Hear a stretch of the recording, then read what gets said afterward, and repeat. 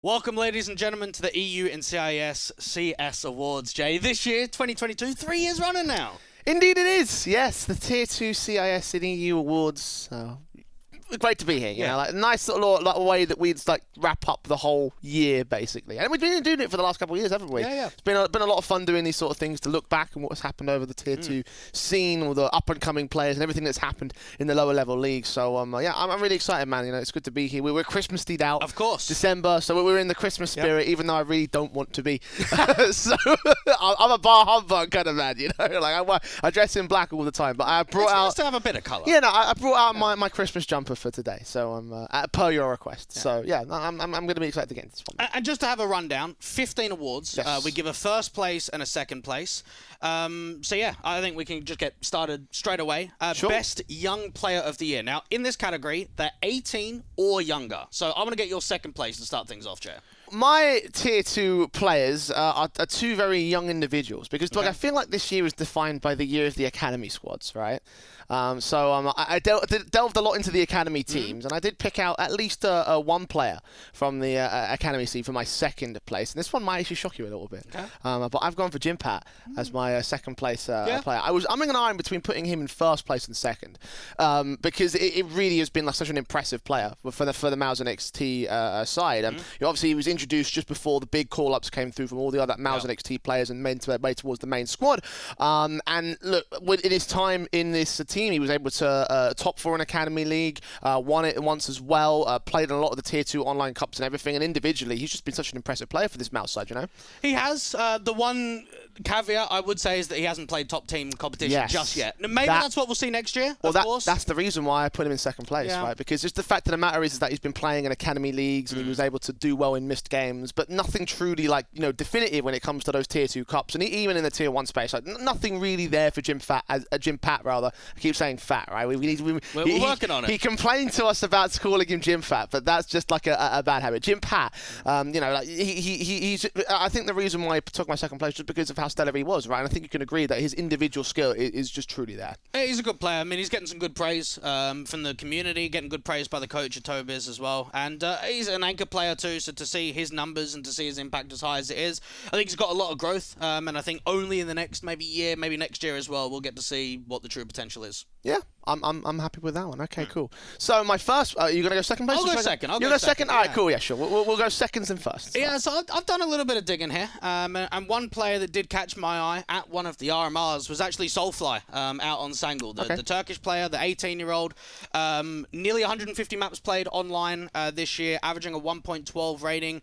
Only got to play the one LAN at the RMR, and even in that against some of the Tier 1 best, he was able to hold his weight. He was the most consistent player for Sangul, and just knowing that he can perform against some of the elite teams in Tier 2, occasionally against some Tier 1 competition, and he's every single event that Sangul have played this year that is more than 6 maps, so like not an early exit or an early qualifier, he's had a positive rating. So anytime it's 2 best of 3s or more, he's putting numbers up. I mean, definitely like a good contender. I think one of the key things about these kind of awards for players is that there are so many players that could easily fit into this sort of capacity. But I feel like that for Sangul, obviously, they haven't had the best of years. So that might, in my opinion, probably hamper the potential of picking him as one of the best young players overall. I'd disagree, actually. I mean, we might talk about Sangul a little bit later on. I actually believe that he's one of the best Turkish players out there, and he's not even on Eternal Fire. I mean, that's saying something, right? The idea that you're one of the best in your region, but yet you're not on the Turkish super team. Instead, you're in a European lineup. I mean, yeah, certainly. Like, again, there's many arguments to make in that sort of sense. I personally disagree, though, just because of how I sort of play things. My first place has got to be a player that actually you might disagree with this one quite heavily. But I picked Lonks from Sprout's side. He was on my my list of potentials. He was. Okay, so I kind of went with him because really he's just been the highest rated player for Sprout since his introduction, right? And he, again, it's sort of like that individual basis of what he's been able to do on the context of this team. And for me, he was such a ridiculous player that we were always talking him up ever since he was on the Nexus side. So when he moved from Nexus to Sprout, it was like, oh, finally, he's going international, you know. Now he's going to be doing some great things. And just online, he's been doing great. On LAN, he's been doing fantastic as well. He's actually gone red at 3 different events, which was Republic, Cologne, and Rio, which, you know, obviously the reds during the Tier 1 events obviously isn't encouraging. But other than that, it's been green across the board. And the ratings have also been like 1.14s, 1.23s, and all these other things during those other events that Sprout have been playing. So for me, I feel like he deserves a lot of plaudits for what he's been able to do on the Sprout side. I imagine you're going to counter-argue me on this one because I can see at least one caveat in terms of my nomination here. Well, I've gone with another Sprout player. I've gone with Stair. Okay, I can accept that as well, actually, to be fair. The reason for that is because you have a look at Cologne, you have a look at Rio, and Stair's actually the best LAN performer on the team. He's been able to prove himself. I mean, a 1.08 rating against top 5 teams in the world. He's held his weight against top 10 teams, top 20 teams. And knowing that he didn't even get to have a massive amount of game time last year. Of course, he played in UPA with the likes of Berry, which was obviously the coach of Sprout. He played 5 maps on land last year. And now you're coming into this year. You're coming in as one of the youngest guys on the team, and you're the best player on land when you're a rifler. And that was the difference for me between Stair and Lonks, was that against the absolute elite and on land, he was a better performer. I mean, certainly I can look at that, and again, I can't disagree with that one. I think the difference is that the fact that obviously like Lonks has just been able to have such impact in such a short period of time with that Sprout side. I think the encouraging thing for Sprout is the fact you've got 2 players that could easily become stars next year, I think. Definitely. Yeah, and it shows that this is a lineup for the future, of course. I mean, when you've got 2 players that are #1 for youngest player of the year, it's saying that you've made a good job with some of the roster changes. And think about as well what Sprout were doing before the summer, right? And then the fact they had to rebuild to bring in these newer elements, the fact they had to rebuild to bring in Lawrence and bring in Stair. So like this might not have even been a roster that we would have seen had Sprout found that success in the first part of the year. You know, like things wouldn't have gone quite as fantastically for them, I think, in that sort of sense. So yeah, I'm encouraged. And I'm definitely looking forward to what Sprout can do in the next year. I've always said this organisation is a team that can bounce back even from like the worst rebuilds in the world. So you know, I think they've ended the year off on a high. And I think they've got 2 great stars that could easily do great things coming into 2023. Yeah. I was going to say 2022 there because I'm so used to like saying 2021 in this studio. Yeah, it's a little bit of a change. Yeah, mate, we haven't been here for a while, but that's all good. So best veteran, Dwight? Yeah, best veteran of the year. Now this one. Is 26-year-olds and above. So when we say veteran, we're maybe not always talking about in-game leaders or supportive players, but just guys that are longer on in their career that can prove themselves to be some of the best. Now, who's your second pick? I've gone with Muterus over on the Source. Have you? Yeah. I've actually been rather impressed with what he's been able to do. And I know, again, I know some of these picks are going to be rather controversial, but I think that Saw have had a really good year when it comes to dominating within the Iberian scene. And they've had a couple of stints international as well, which have really impressed me overall. Muterus has been that standout, rock-solid individual who's been around for a while. Obviously, we talk about Saw being the core of the old men. Muterus definitely applies to that sort of thing. You know, they held a constant place in ECL over the course of the year, minus 1 little relegation scare. They obviously went to the Elisa Invitational and won that and then qualified to the Elisa Master. Didn't go that far in that event. And I think as well, he's just been like the best veteran of the Source side in general, right? And for me, I think the one thing that holds them back is the fact that it has just been dominance in the Iberian space, right? And that's the reason why I had to go with second place. I definitely wasn't going to pick them as first. Yeah. But for Muterus, man, like, you know, the fact that he's still able to hang in the tier 2 space after however long it's been for him, like how many years he's been playing as a player, right? That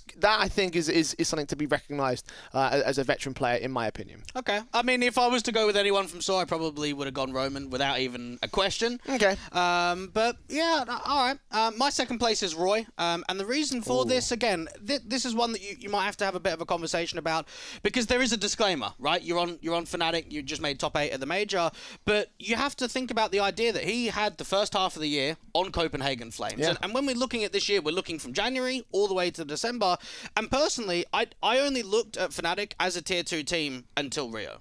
The idea that you're not playing that many lands, they didn't have many deep placements at all, they didn't have a chance to show themselves against many tier 1 caliber teams, that when you even look at the Rio Major, we're talking the end of the year. So when I look at Roy, I have to look at him as being a tier 1 player for 1 month, but a tier 2 player for 11 months. And for that reason, I just think last year, I mean, we spoke about him being a breakout player. I think this year's been an even better year for him. See, I'm glad that you've made all those points for me, Dwayne, because Okay. my first place is Roy. Yeah, he's a good player. Here's the thing, right? Not only did he have that like start up in the Copenhagen Flame squad, and a squad, of course, that I think we'll be talking about a little bit later on over the course of today's show, you got to think about the fact that he's like the only Tier 2 player this year that's won an arena LAN, right? Like, at least one of the only veterans, I should be more specific. So the fact that he's done that, right, and the fact he's turned his whole career around from a very awkward stance coming into this year, and he's ended off the year with a... Coming into this year? He had a great year last year. Did he? Hang on. Copenhagen Flames. I'm thinking of someone else. Oh my god, I'm being an No, idiot. he had a great year. Yeah, that was my bad. We put him as Veteran Player of the Year last year. Did we? Yeah, we both did. Wow, it's been such a long time, I forgot. The point is that Roy, look, right, there's no other veteran player that's been able to do that in the Tier 2 space, right? And for me, that is the reason why I have him down as my first place pick. Yeah, okay. Look, again, I think LAN stats, he maybe hasn't been as strong on LAN than he has online, and that's why I maybe put him down as a second place. I look at the idea that I put him as first last year when it came to this category. He's 29. He had his birthday in the Alyssa event, and 115 maps played online this year, 1.21 rating, consistent against top 20 teams in the world, and of course top 8 at the major, and what you're able to do at the Alyssa event as well. So I think for Roy, this has been another good year from him. Obviously a big change. You think about the idea of being on Copenhagen Flames for a good 18 months, the entire career in the Danish scene. You move over with Nicodos to go into an international project. That's a big change, and I think for him, he's only taken it by the horns. Yeah, so who's your first place then, Dwight? Mate, I don't know how you didn't get this. I actually do not know how you didn't fit this guy. It's Lantares. It's Xantares, man. He has had an incredible year out on Eternal Fire. Now, again, Eternal Fire, maybe the team didn't have an incredible year, but this category is Best Veteran Player of the Year. 27 years old. He's got a 1.27 rating online across nearly 200 maps. He's played over 40 maps on LAN, and he's one of the best LAN performers in the entire world this year. 1.24 rating against top 5 teams in the world. His stats fucking tell everything, mate. Like, he has been unreal on this team. See, here's the thing. I completely agree with that, with the numbers and the basis of that one. The reason why I didn't pick Xantares is because what has he actually achieved this year outside of those, right? Because Eternal Fire, they haven't really been able to go all that deep in the Tier 1 events. But is that his fault? I mean, they've had a lot of roster changes. True. It's not on him as such. It's definitely a case where you balance things out. But I also think that if you have the trophy cabinet, that definitely plays a factor into it. It's the reason why I had Roy down, because, again, no other Tier 2 player, no other Tier 2 veteran, I should be more specific, has been able to do that, right? And for me, like, again, I understand the numbers perspective, and definitely that is a good angle to take on it, but I just don't think that, I think that at the end of the day, like, we're always going to take a look at those players and think, what could have happened if Xantares was maybe in a different team? Like, what if he was part of, Fnatic, for example, right? And how could things have worked out then? If he was in this position that Roy was in,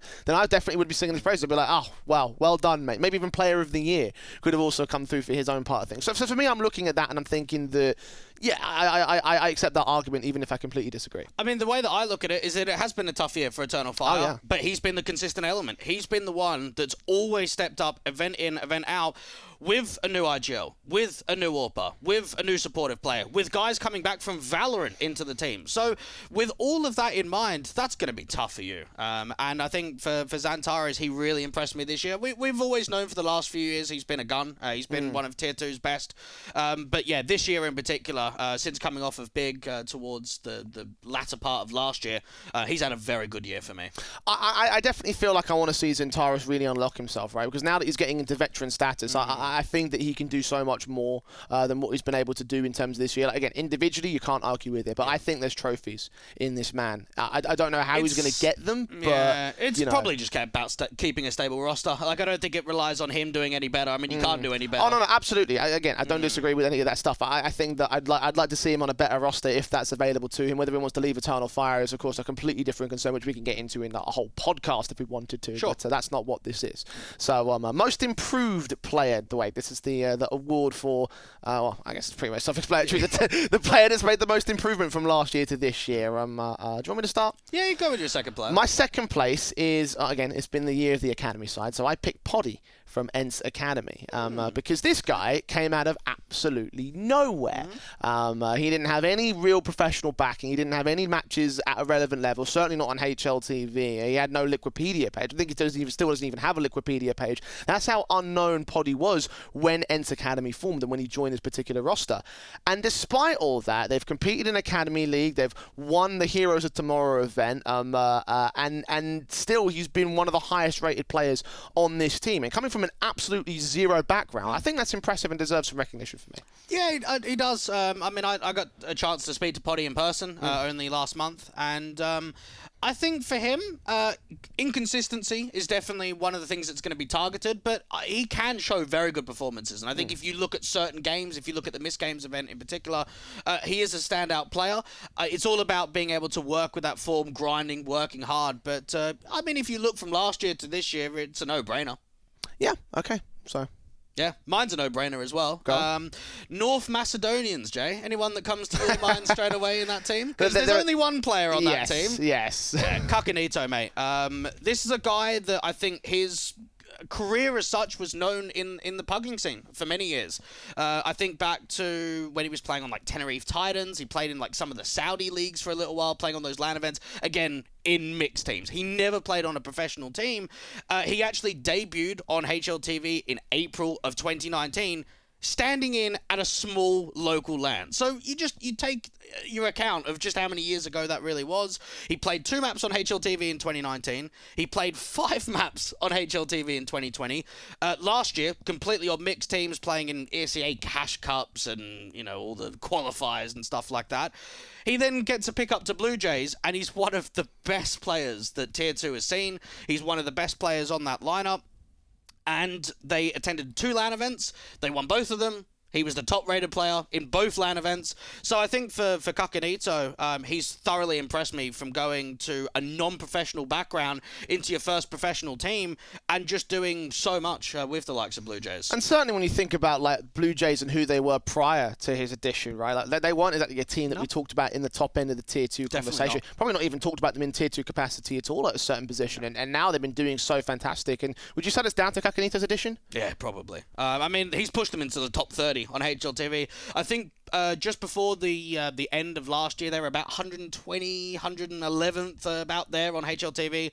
And yeah, they've got the fourth most maps played on HLTV this year at nearly 300. So they're grinding a lot. They're playing a lot of events. They're keeping a strong ranking. And Kakanito, at 22 years old, has just been a difference maker. He's got an average of 118 rating, average of a 1.32 rating on LAN as well. So yeah, very impressed by this year of Kakanito. Caught me by surprise. Yeah, fair enough. Again, I can't argue against that too much.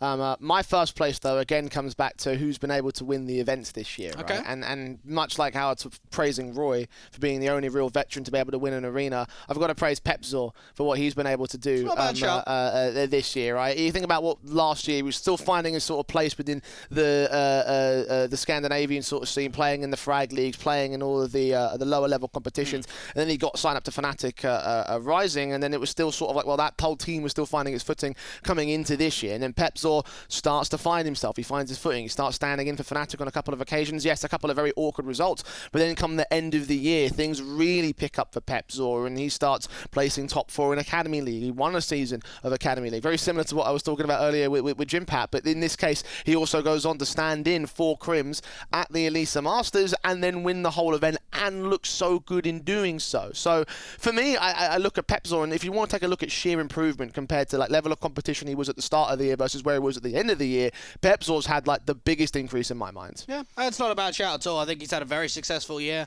He has been dropped by Fnatic Rising in recent days, so I think that's more down to like the age restrictions on the Academy League, though. Well, whatever it is, I mean, it's an opportunity for him to almost progress further forward. Play at a high-end Tier 2 team. team. I don't know if he's Tier 1 ready yet. I mean, he hasn't played many Tier 1 events, so you can't say that he is. But, mate, you could probably throw into some high-end Tier 2 teams, give him that experience of consistently playing top 30, top 20 teams in the world, and I might be able to do something there. I mean, if you're a lower-level Tier 1 team and you want to take a risk, like, I'd say Pepzor's a decent risk to take your eyes on, right? Because just, again, think about what he was doing on the big stage at Elisa Masters. Like, some of those matches were extremely high-rated. So I'd say if I was a team, like, within the lower echelons and I was looking for a good international player, yeah, Pepzor's a good guy. It's difficult because there aren't that many international squads around at the moment. So maybe you go on a Tier 2 team and then Nip comes calling in 6 months and 12 months' time. Maybe that's a call up. But yeah, difficult spot for him to be in. I'm sure we'll see him in a good light, though, next year. No surprise about that. This player I was surprised that you didn't mention because I didn't even have to look at numbers as I already knew who it was. And it's going to be Xiaofi out on Forza. The 20-year-old joined the likes of Forza in the late stages of last year. He debuted on HLTV in 2018, played about 20 maps in 2018, about 60 maps in 2019. 2020 played 38, so again, year after year, didn't see much from him at all. 2021, he was on Unique, and then he got benched and signed up with Forza, and even when he was on Unique, their best ranking, I think, was top 70 on HLTV.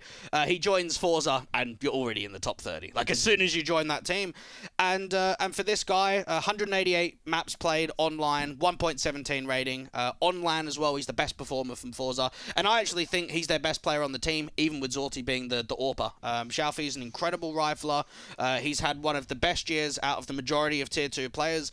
And comparing it to last year, where he didn't get much game time, wasn't a player that was even on my radar.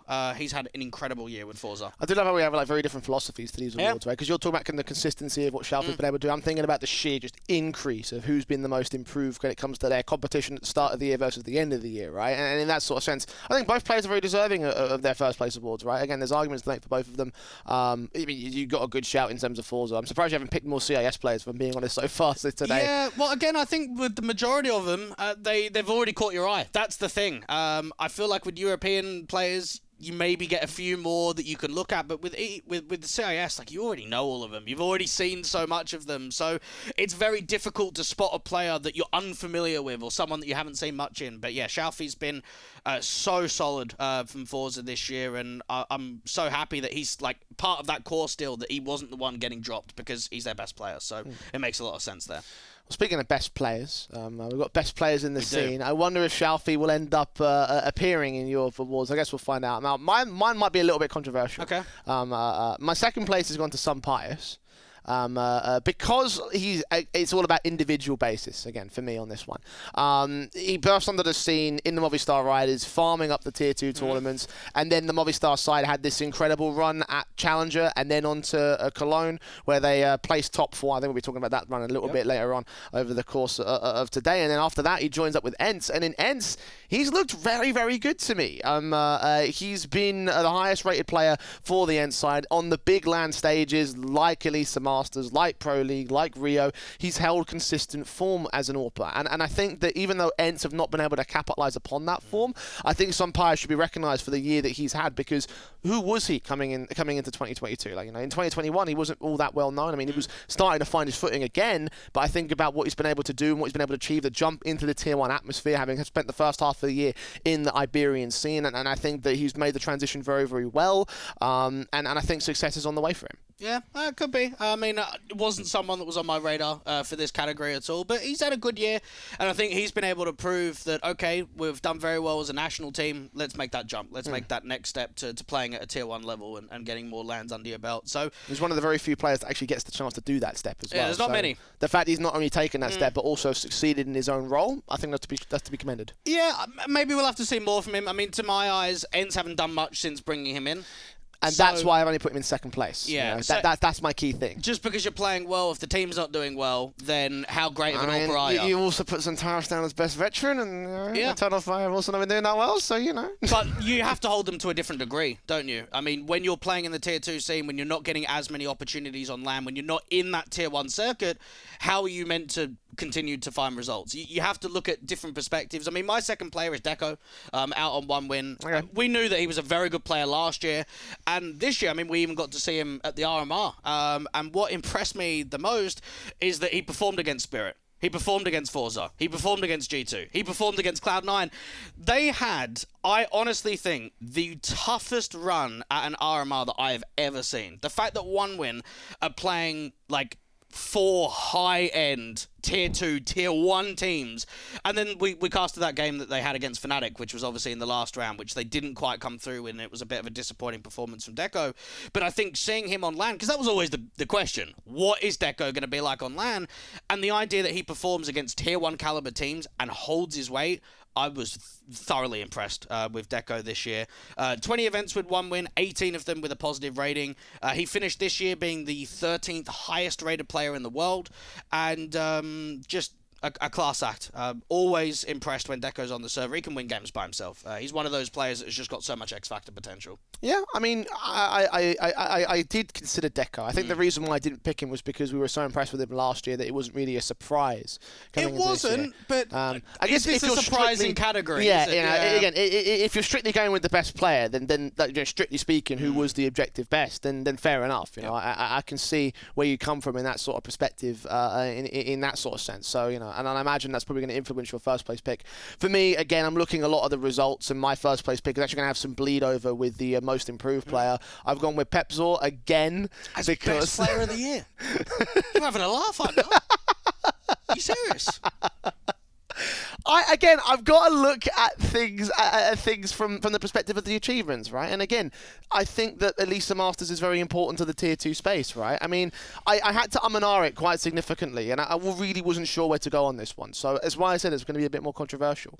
And I just think Pepzor's just been impressive, you know? Like, you know, you think about what other Tier 2 players have been able to win an arena LAN, right? And I look at the Fnatic side, I think a lot of them can be considered Tier 1. So I was umming on between him and Roy. I really wanted. I had a lot of considerations to think about on this one.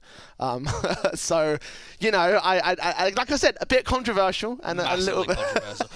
Look, I don't want to shit talk at all. He's a great player. Don't get me wrong, but best player of the year. There's no way. You Absolutely. Think so? Roy, I'd take. Roy, I would take. Pepzor again has not proved himself enough against top level competition. I mean, even playing on Fnatic Rising, they didn't play many top 30 teams at all. And you're playing mainly online. Where at least for Roy, we've seen him online, we've seen him on LAN, we've seen him consistently against some of the elite. For my best, I'm going to go with Xantares again. I just mentioned him as best veteran. I look at his control, even playing on LAN. I mean, a lot of the time we look at AWPers in this category. We always look at AWPers as being able to take over. You look at the stats, you look at the ratings, but he's one of the few players that can do that as a rifler. And just to give you an idea, Xantares is the 4th highest rated player of the year, behind Zero, Zywoo, and Simple. You've got those 3 guys, and then Xantares. How can you not put him in this category? At the same time, though, how much those numbers are just from him being in the Tier 2 space, though, you know? You've got to think about that sort of considering capacity. the fact that he's got a 1.24 rating against top 5 teams in the world, and a 1.23 rating against top 10 teams, and how many LANs do you get in the Tier 2 scene? Not many. The majority of them are Tier 1. He's got one of the best LAN track records this entire year. Again, strictly speaking, you know, again, the ratings don't lie to a certain extent, of course. It's not also the whole story. Again, I just think that you've got to look at achievements at the same time this year. You know, and to me, that's not best player, though. Best player is what they can do. Not if we're talking about best team, we're talking about trophies. We're talking about results. That's fair enough. You can't look at that as best player in my eyes. Okay. Yep. Fair play. All right then. I won't fight you on that one. Again, I knew it was controversial, and that's what we like, though. We like even I was not certain about my first place pick. Going down in history, this is best match, Jay. Yeah. Speaking of history making, now there were a lot of matches to consider. So really, I could see both of our picks being very wildly different. Now, I wasn't sure what counted as like a Tier 2 match. So I did kind of go down the route of like if it involves a Tier 2 team, it's okay. I'm happy with that. Okay. Yep. So my second place has got to be Game of Legion versus G2 at the IEM Rotor. Why doesn't it count? Because it's not two Tier 2 teams. I said I didn't know whether I didn't know whether or not it was one Tier 2 team or 2 Tier 2 teams. You just said you accepted it, so you know. Well, I didn't realise you were going down that route. Yeah, I've only done Tier 2 versus Tier 2. Right. Well, I've done Tier 2 versus Tier 1 because I think that particular one is very iconic, right? Yeah, for Game Legion especially, that's going to be a moment that lives forever. I think in Rent-free. Counter-Strike, rent-free. Yeah, definitely. Cold day in hell. You know, that's stuff. You know, and for Game Legion especially, right, the storyline of them and what they were able to achieve in such a short space of time coming into that RMR, going into the qualifiers is basically a completely brand new squad, and obviously beating G2 in a best of 3 environment, right? That's got to be recognised as an incredible achievement for them. It's a clip that's going to live on forever, a result that will definitely be remembered by many people. The reason why it's second place for me as a match, though, is because as a match itself, it wasn't all that amazing. It wasn't a thrill ride from start to finish. First 2 maps were like 16-4s and 16-3s, and it was only by the time we hit Inferno with the third one where things really started to get dramatic, and that's when the big upset came through. So that's why it didn't reach any higher for me. I think the gravity of the result definitely gives it a bit of a boost. As a match, though, I don't think it was that amazing. Well, you just said one of the big upsets. Why didn't you put it in the upset category? Why have you put it in best match of the year? It's going to be in upsets as well. Don't worry. Okay. Well, my second place is Fnatic versus XMad Lions in the grand final of Republic. Now, I think from a storylines perspective, this is where it brings so much to the match. Now, you have a look at Fnatic. This is their first event, first event with the new guys on the team. I mean, they had only just brought in Nikodos and Roy. I think you had, even Heap was standing in at that event too. So we hadn't seen much from them. And when I think about last year, one of the events that they won was Republic Season 2. You're going to Republic Season 3. You're trying to see if you can go back to back. And Fnatic were undefeated. They went through the entire event, in from the group stage in the upper bracket. They went on to the grand final. And for XMad Lions, it was a bit shaky. I mean, they had a tough group stage. They got into the playoffs, and it was still sort of back and forth. And just knowing XMad Lions, they've been dropped by the organisation, they'd love maybe a little bit more cash to just get the players going with some few extra months of salary towards the tail end of the year. Warrior 2K, what an event he had. What a match he had. He dropped 90 kills in a best of 3. He top fragged on every single map in a grand final. And even Mirage, I mean, we got to cast that game. The likes of XMad Lions were down 0-12. They were down 2-13. And won Mirage somehow. They brought it all the way back in overtime. They then won it out on Ancient as a 16-8. And just knowing the kind of style they brought, I mean, you always know when you're casting XMad Lions, it's going to be high tempo. It's going to be very chaotic.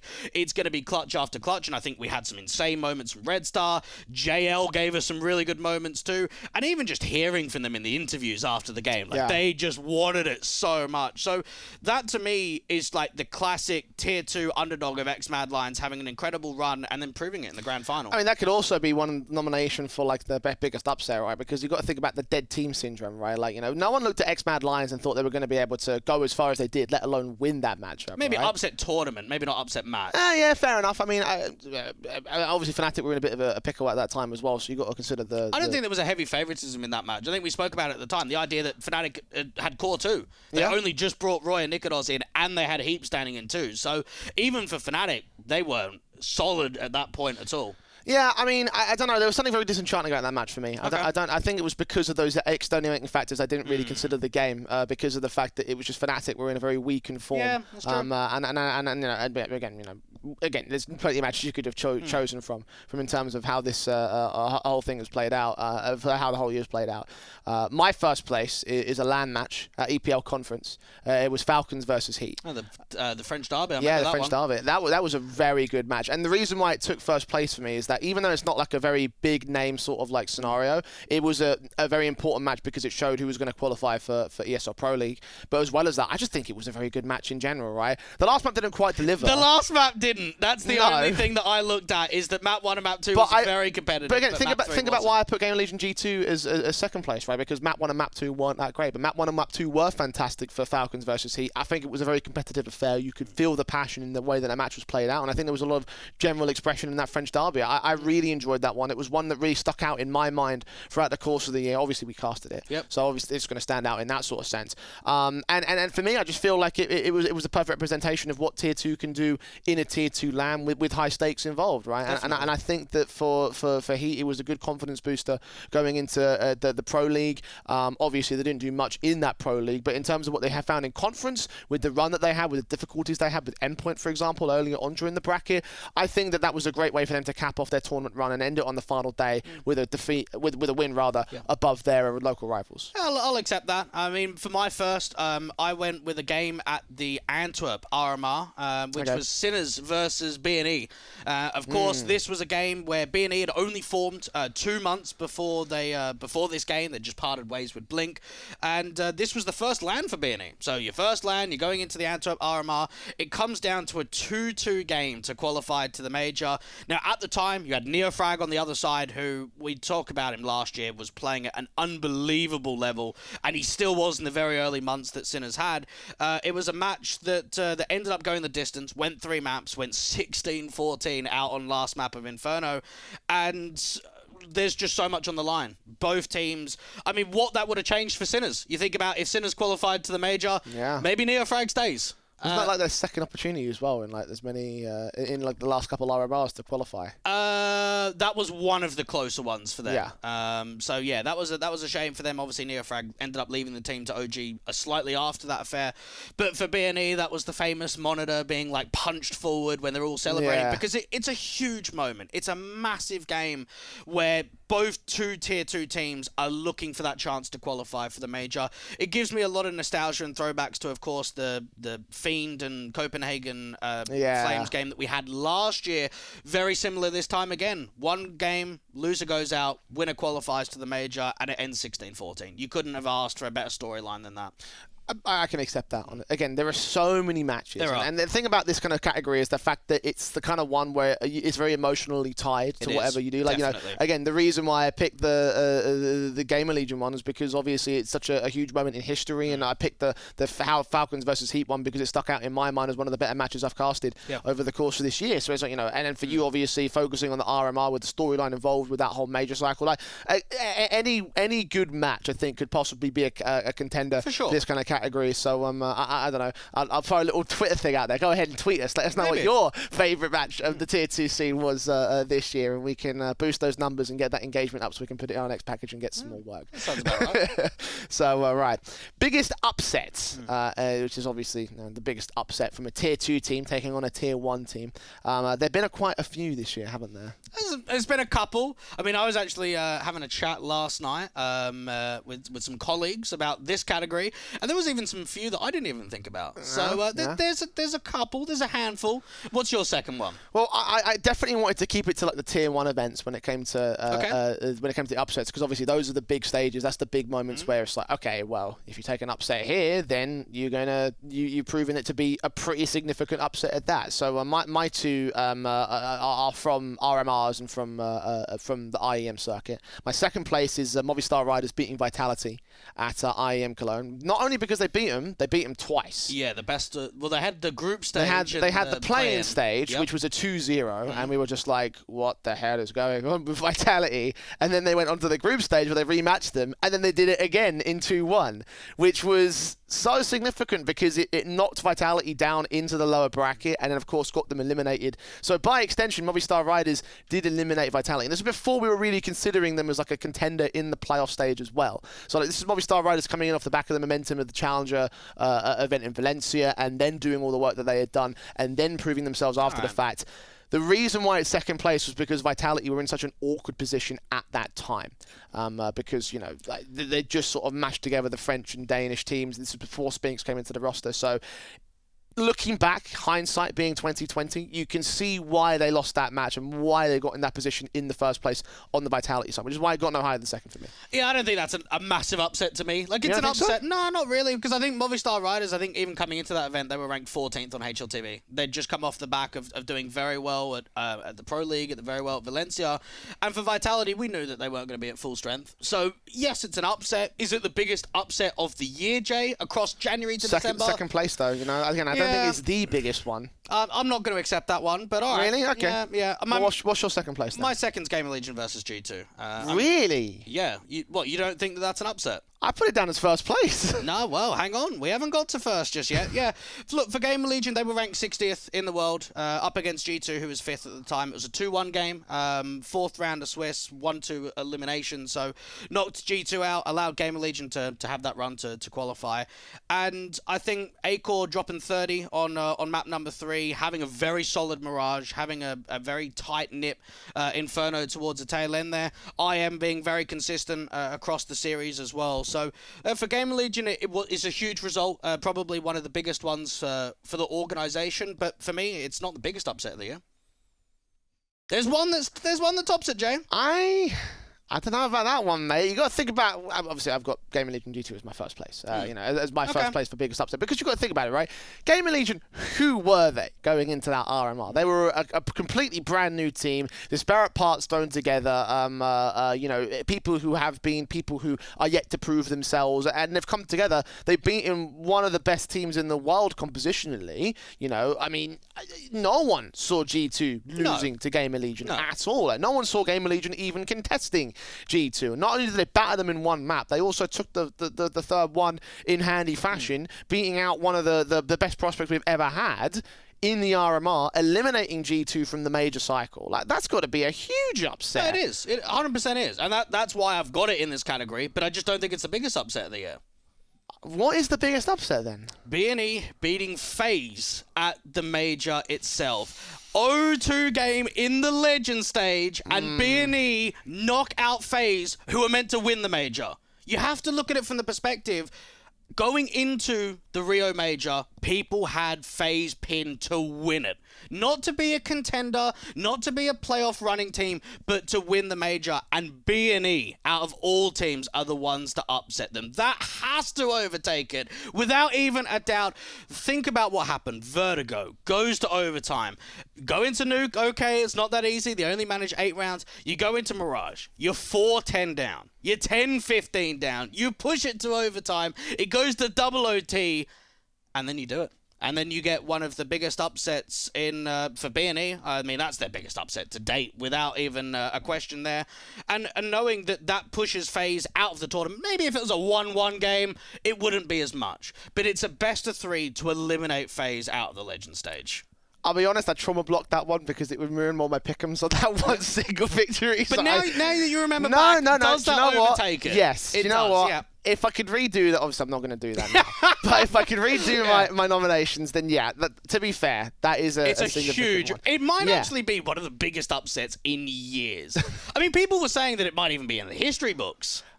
I wouldn't argue against that, because that was a 0-3 from FaZe and all. Yeah. You know, like, and I had B&E down to go 0-3. Like, everyone thought that would have been a sitter game, but alas, that wasn't the case. I mean, the reason why I probably trauma blocked it, honestly. Like, you were there. We were watching a bit of it, yeah. We just wrapped the Missed Games event, right? And we were told they're going to overtime on map 3. I'm like, put it up on the big screen. Yeah. And I watched, we all stopped our pack down stuff, and I watched as my pick'ems just faded, just died right there. And so I think the mental block was too much, the trauma was too much to handle there for me. So, yeah, no, to be fair, that is a good shout, and I can't argue against it, if I'm being really honest here. And now, we've gone through the players, we've gone through some of the teams. Best team of the year. Oh, God, this was a tough one. This was hard. This was a tough one. I would actually say that this was a little bit more difficult than previous years. And again, I think one thing that we often notice in the Tier 2 scene is to be consistent for an entire year is very difficult, because you're playing a lot of events, there's a lot of different competition, you're playing online, you're playing LAN, you're playing every event under the sun. To be in Tier 2, at the high end of Tier 2, and to be consistent for an entire year is pretty much impossible. And a lot of the names that you'd regularly turn to in the Tier 2 space definitely didn't have the greatest years. You know, Sprout had to rebuild because the start of the year was a little bit awkward, and then Ecstatic and Entropic was sort of gone down. Movistar Entropic Riders. fell apart. Movistar Riders had that rise, but now they're back to being, I think, overinflated. Endpoint as well. Constant roster swaps. There's a lot of teams. Yeah, it was very difficult to pick some. So I try my best to have a certain mindset when picking team of the year. I don't think you're going to agree. With my personal my personal picks, but a lot of mine was down to like impact in the overall scene. In which way? Like winning tournaments, you mean? No. Just in general. Like, okay. You know, and it's like a broad concept, the impact you have in the Counter-Strike space. Okay. So this is the reason why I think you're going to disagree with me quite significantly. So. He just knows it already. My second place has got to be Copenhagen Flames from the start of the year. Oh, you can't do that. You have to look at January to December. There's no way you can do Team of the Year and look at half a year. The reason why, obviously, it's second place because it was only half a year. Okay. You're right. But you think about what Copenhagen Flames did in that half of the year, and it was pretty damn consistent, right? They were going on the online stages. They were getting first and seconds and fourth places, top fours all the time, at the very least. Won a number of tournaments as well. Obviously went to the major, did extremely well at Antwerp. And then after that, the team obviously went their own separate ways, and look at what those players were able to do after the fact. So in terms of what that five-man unit was able to do, and obviously what they were able to achieve afterwards, having gone away from Copenhagen Flames, that's what I mean by impact, right? You know, the idea that they've come together, they've had a stellar half of the year, they've catapulted that into great things. Obviously, the organisation has made a killing from selling those players off, and you know, and funding their next round of the squad itself. Like, I look at that and I think that that's got to be commendable. Again, not enough to win the award in first place because again, it was only the first half of the year. But again, that's what I mean by impact in the scene. It's like when I went to the football game a couple of months ago, and I got there, and there was 3 goals in the first half that I missed, and then nothing at the end. It was good at the beginning. It was a decent half. Again, second place for a reason, you know? Like, I'm not nominating them as my first place pick. Okay. For my second, I'm going to go with Forza. Again, this is not an easy category. They played in 3 grand finals this year. They won Pinnacle Winter Series 2. They won a CCT Central Europe event. They placed second in ESEA Advanced playoffs. And Forza's only player change this entire year was benching Kenzie and Nori, which came in October. So we're already talking about the majority of the year. And just knowing that they stayed around top 20 on HLTV for pretty much this entire year. They only just dipped out of the top 30 since benching a couple of players, so you know, points being inflated when you drop players and things like that. They qualified for the Antwerp Major. They came very close to qualifying to the Rio Major, going 2-3 in the RMR, losing out to B&E in the final game. Prize pool wasn't as good this year as it was last year. I mean, it was only 90 grand being won in comparison to nearly 300 grand the year before. But they were consistent. And to me, they were one of the most consistent teams. I mean, anytime a Tier 2 team can qualify to the major and nearly do it for a second time, you're doing something right. Okay. Yeah, I mean, again, I can't disagree with that because there were so many things to consider when it came to how the Tier 2 teams played out. My first place pick was definitely a bit more impactful throughout the whole year, though, because it was Bad News Eagles. I've got them. There you go. Awesome. Well, both first place picks for me and Dwayne being Bad News Eagles because you just can't deny what they were able to do at the highest positions, you know, at what they were able to do in their peak form, right? These guys, we always praise them for being sharp as hell when they were on Blink. You know, we always praise them for being an incredible squad with an incredible story, and you can't be disappointed with what they were able to achieve considering the background that they came from, right? So for me, I look at them, I think the RMR run, I think the Rio run, I think obviously the performance at Antwerp, combined with the fact that they held presence in the online space. ECL was always a big thing for them, and they held that position pretty well in the national and local regions. They held dominance there as well. A little bit lacking in the trophy cabinet, that might be one caveat, but ultimately when you think about a team that's not only been able to hold their position in Tier 2, but also move up into Tier 1 on occasion and do good things there, no one else beats B&E. Yeah, they played in 4 grand finals this year. They won 3 of them. So 3 out of 4 in grand finals. They've put a lot forward. They were able to qualify for Antwerp. They were able to qualify for Rio. So this is 2 majors in the year that they attended, both times making the legend stage as well. So actually being able to go one step further than just the challengers. Throughout the year, they sat between about 25th and 40th on HLTV, and they peaked at 16th. So nearly in the top 15. And they've done all of this without making a single player change and without an organization. Like, knowing that, I mean, funny enough, I was actually thinking, could I put them as best roster move of the year of not making a roster move? Because a lot of the times we see it in Tier 2 that players chop and change. These guys have stuck together. They have been a starting 5 from the beginning to the end. And it shows that hard work pays off.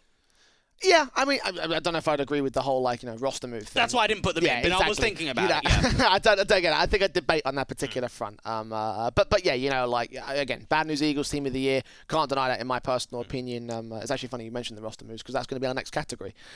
Best roster move of the year. We love this. Yeah. We love the next one. I love the next one. But this one definitely gives honourable mentions to the idea of who's made the best move into a team or made the best just the best move that's made an improvement to a squad. Can I give an honourable mention real quick before we get started on this one? With the last one or with this one? No, with this one. Okay. Because I don't know if this one counts per se. Yep. But I wanted to include it because obviously it was a significant improvement to G2 when they picked up Munacy at the very start of the year. Again, I don't know if it counts. Nah, not really. That's the reason why I put it as an honourable mention because I don't think it really is truly like a tier 2 move per se. No, it was a pickup from an academy team. Yeah. So in that sense, it technically it's a tier counts. 2 player. It's a tier 2 player, right? So again, I don't think it counts, which is why I want to give it an honourable mention and not put it in my nominations. Yeah. So my second place, I'm going to go with 0-0 Prospects, picking up Alex, Franson, Hype, and Bobek. So obviously we saw Alex coming over from Kappa Bar. We saw Franson, Hype, and Bobek coming over from Little Mix with Quicks and H&S over there. And this took place about July time this year, and look, Prospects weren't good before then. Unfortunately, I mean, they were running the Norwegian team for quite some time. They were ranked about 135th when they made the changes coming over. They kept Spooky, and of course, they kept the coach of Ritter. And I think over time, from that position onwards, it's just been better and better and better. We've seen that the results have been growing. They pushed into about the top 100 on around October time, and now they're in the top 50 and 60. So we've seen the progression. They had struggles with the previous lineup. There's no denying that at all. I think Hype has been a revelation. He's been an incredible pickup for this team and will be one for the future. There's no denying that at all. You think about what they did in the Academy Leagues. They went from Season 5, where they went out almost last in groups, to them making top 6 the season after that. They've just made a top 8 finish in a CCT event when you're in a young academy team with not much experience at all. They won the esports tour 2022 Series 3 event, and they actually won a local LAN in Sweden, beating some very good teams. Svenska Cup, wasn't Spencer. it? Yeah. Oh, no, not the Spencer Elite Series, not the Cup, but the other one. But I bet they beat Little Mix and Young Ninjas on LAN. So yeah, maybe a little bit out of left field, but when I think about what the lineup was before them and what the lineup is today, it's a huge improvement.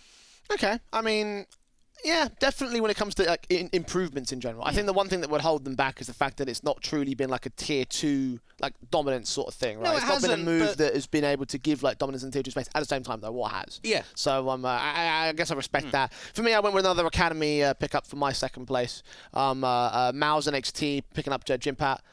Very earlier on this year, and this was again just before they. This was just missing the window before they promoted everyone towards the main academy, from the academy to the main team. And for Jimpat, that left him a lot of breathing room to be able to be a dominant force on Mouse and XT. And in that sense, I think he's been able to make this team what he's been able to do. But right? have they been any better since that move? Now that's to be fair, he's been better. Yeah, that's the thing. Has the team been better? I think the team have held on to a certain capacity. Okay. Right, they're not quite the Mouse and XT that we knew before. Right, and I think that when you're making such drastic changes to a roster, you can never truly be that. But I think that Jimpat being brought in as the next sort of main star to Mouse and XT and their whole academy project, I look at that and I think that has been significant for them maintaining their reputation to a lesser extent. Right, they're not winning academy leagues anymore, but they're still going top 4s. They're still competing in those tier 2 cups. They're still going deep in missed games and things like that.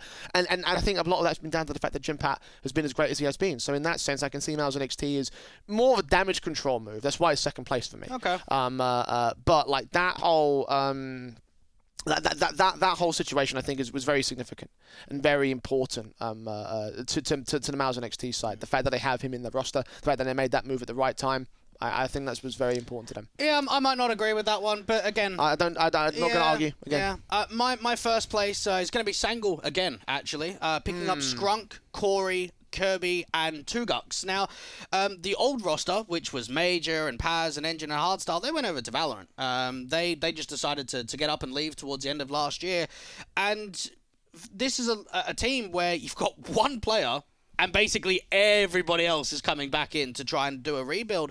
They started on HLTV this year about 170th in the world. They pushed themselves to about 80th or so in March time and stayed around top 60. By August, there then was another change, which was obviously Sensei. I think he had the military service or something like that. He went out of the lineup. Military service or was it injury? I'm pretty sure it was military service. Who got injured this year? Mate, a lot of people did, to be fair. But anyway, they picked up Fuzi from Young Ninjas, and I think that's when we saw the progression just continue even further. They broke into the top 50, and this core has been together for a very long time. They've been working hard. QB's been a fantastic find. Fuzi's been playing very well in the Orb. They placed second in ESEA Advanced Season 40 in the playoffs. They placed second at the Esports Tour Series 2 event. They placed second in ECL. They won the Blast qualifier that got them into the showdown. And then they beat Big in a best of 3 to make a top 4 there. We also saw them going second place again another season later in advance. They made it to the RMR. So with all of this in mind, considering how this is a brand new rebuild, this is almost very similar to Gamer Legion, where it's overhauling a lineup and what they've been able to do. I mean, I look at these guys. Are they high-end tier 2 players? Probably not. I mean, none of them have been able to prove that in previous teams. But what they were able to do from the beginning of the year towards the end of the year really impressed me. Okay, fair enough.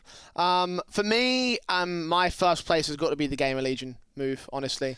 I was thinking about it, but it's so late in the year.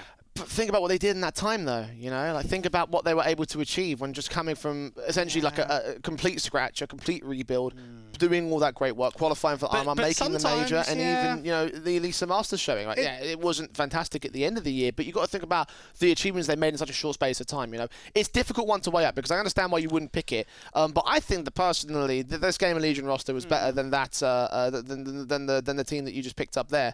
I reckon we're not talking about how good the team is. We're talking about what the best move was. And for Gamer Legion, the sample size is so small, we can't even debate whether they've been up and down. We don't know what their consistency is like. Well, I mean, that sample size is still utterly fantastic, though, isn't it? You know, like, you know, did any of the other guys make it to the RMR? Did any of the other guys make it to the... They made it to 2 RMRs. They made it to Did they make it to the major, though?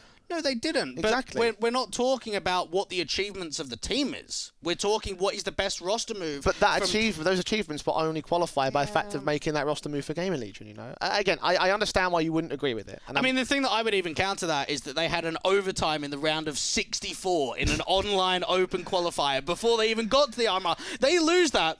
They don't go to the RMR. They don't go to the major. We probably don't even see him at Alyssa. They did, though, didn't they? Yeah, they did. But again, that is a move that we're talking about best roster move of the year, and you're taking one that is so far late in the year that we haven't even seen much of it. I'm going to stand by it, though. Okay. I'm going to stand by it because I think it is a good move, and I think the Gamer Legion are going to improve quite a lot as a result of that. It could even be something we reflect on next year if this change leads on to more. I mean, if the change... Look, right, if they completely bottle it in January, then I'll put them down for worst roster move. Does that make sense? Okay. We'll agree on that. We'll shake on it now, yeah? Right, cool, right, there you go. Awesome. Awesome. Right there. Well, speaking of worst roster moves, we're going to move on to that category now. There's a few. There has been a few, and I really racked my brain over this one. Did you? I'm a massive pessimist, right? Okay. And so I had to think which one was truly the worst. Oh, mate, I didn't even have to look. I had two. There were a few. I didn't want to go with like sweeping changes to rosters. Okay. Like we did last year with the Gorillas thing, which we'll talk about those guys in a little bit. Don't you worry. So I did go with only maximum 2 players moving away in this one. My second place is probably a bit more of an underdog pick, but one that I did want to highlight because of just purely how silly it is. And Smuya, Thomas, I love you guys, but not practicing on ITV is a little bit bollocks, if we're being real here, Dwayne. That was... That's the reason why I sort of looked at this whole move, because we looked at the ITB roster and we thought, man, this is actually going to be a really good UK team. You know, they might actually compete at the tier 2 level. You know, this is really massive for them. And then when we find out later that the team does not get the results, and then it comes out after the fact that they weren't even practicing, that's That's not okay, you know. It's disappointing for players of that caliber as well. Like Smooth's been at the top ends. Thomas had international stints as well. And when you take a look at what that team could have been, I think had they put the effort in, this could have been a stellar roster. And at the end of the day, it wasn't. So it's just a waste of time. It is all it was. I think they would have been so much better off just getting 2 European players, which they ended up doing later on anyway. But yeah, when you make that sort of signing, you have a look at that and think, geez, Endpoint finally have a threat, someone that can really take it. Because at that time, we're getting a lot of these events that are offering up UK spots. And, I mean, we even saw them in Republic, and they were just awful. And then I remember just after the event, Adam's like, yeah, we just have been playing like 10 hours of CS. And it's like, well, what do you expect? Like, so yeah, disappointing change, definitely, because it could have been a lot more. Definitely. Yeah, and absolutely. It's not so much the players that came in, but it's what happened because of the players coming in. Yeah. That was my whole argument with the best roster moves. The fact of what happened because they came in, and that definitely applies here in this roster move. I was so disappointed because I looked at the ITB, and Thomas even had one of my highlight moments from Caster Reactions, right? You know, he had that big play on the ace through the smoke on Inferno during Elisa, right? It just goes to show the potential of what these players had. Oh, come on, man. He sprayed through a smoke and got an ace. There's no potential there at all. Don't give me that. There's actually no way you can back that.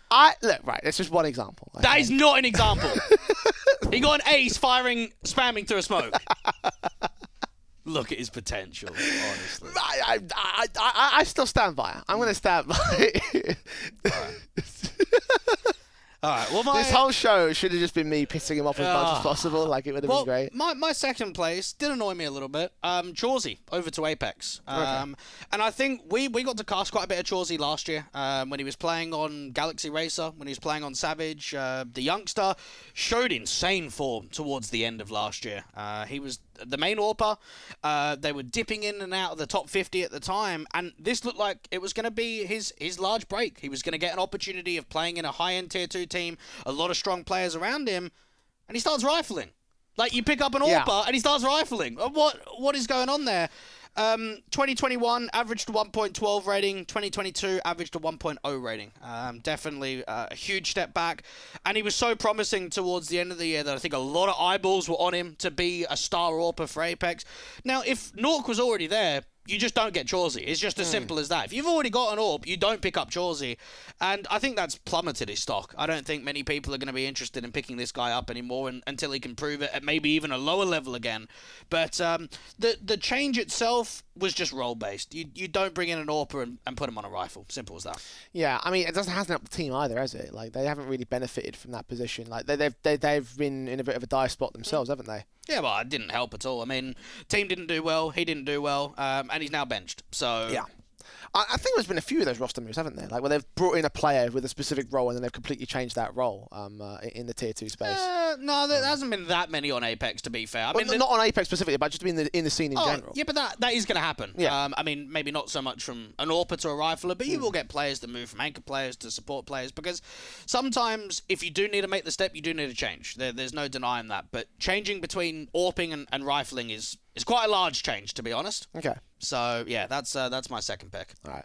Well, my first place pick comes from my favourite team. And again, I didn't want to go like just making all the sweeping changes like we did last year. So I had to pick one of the changes that they made this year. And I had to go with Oscar from Sinister Gorillas. Because when the man himself comes out in an interview and says, I've wasted another year of my career, you can't really take a look at that and say that that was a very encouraging sign for how he thought that project went. And to be fair, there are a lot of roster moves you can look at with the Titans and the Gorillas and say that was a bit of a not good business and not good sort of transfer strategy, in my opinion. If I had to pick one, though, I think Oscar was got to be the most significant one, because he went from a truly decent place and a very good team to then take a risk that ultimately didn't pay off. And when I think about the impact it had not only to the Gorillas as well as him himself, I got to think that probably has got to be the worst of the bunch, in my personal opinion. Okay. I mean, we had him last year for most disappointing team of the year, so let's bring him back, right? Let's bring him into we'll talk in more depth about that in a little bit. Don't you worry. Don't you worry. Yeah, for worst roster move of the year, I had Oscar, MHL, and Nodius. Like, I didn't just put it on MSL. Okay. I didn't just put it on like one player. I mean, Oscar was actually their best performer. So if we have a look at it from like an individual standpoint, he actually played very well on this team. But it's the whole idea of bringing these players forward and just a waste of money. Last year, again, I mean, you mentioned Sinners, right? Oscar left a very good team in Sinners. They were on the rise. They were doing incredibly well. He joins this project, and it is a letdown. It's something that's not even competitive. Last year, Gorillas won $1,000 USD in prize money.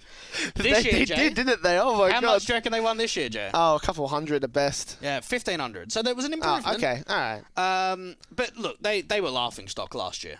They definitely were. And this year, I mean, nothing even came close to being promising with this team at all. Yeah. Oscar performed well.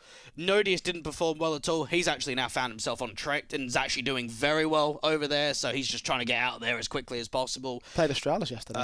Yeah, he did. MSL, of course, didn't show much at all. I think there was even something in the interview that MSL was trying to be really structured with a European team, and Oscar's thinking, well, why is that even the case? I mean, we're a European team. Give us freedom, give us room. And it just doesn't happen. So I think as a whole, it's another change that Gorillas and Titans have made. And now everyone's transfer listed.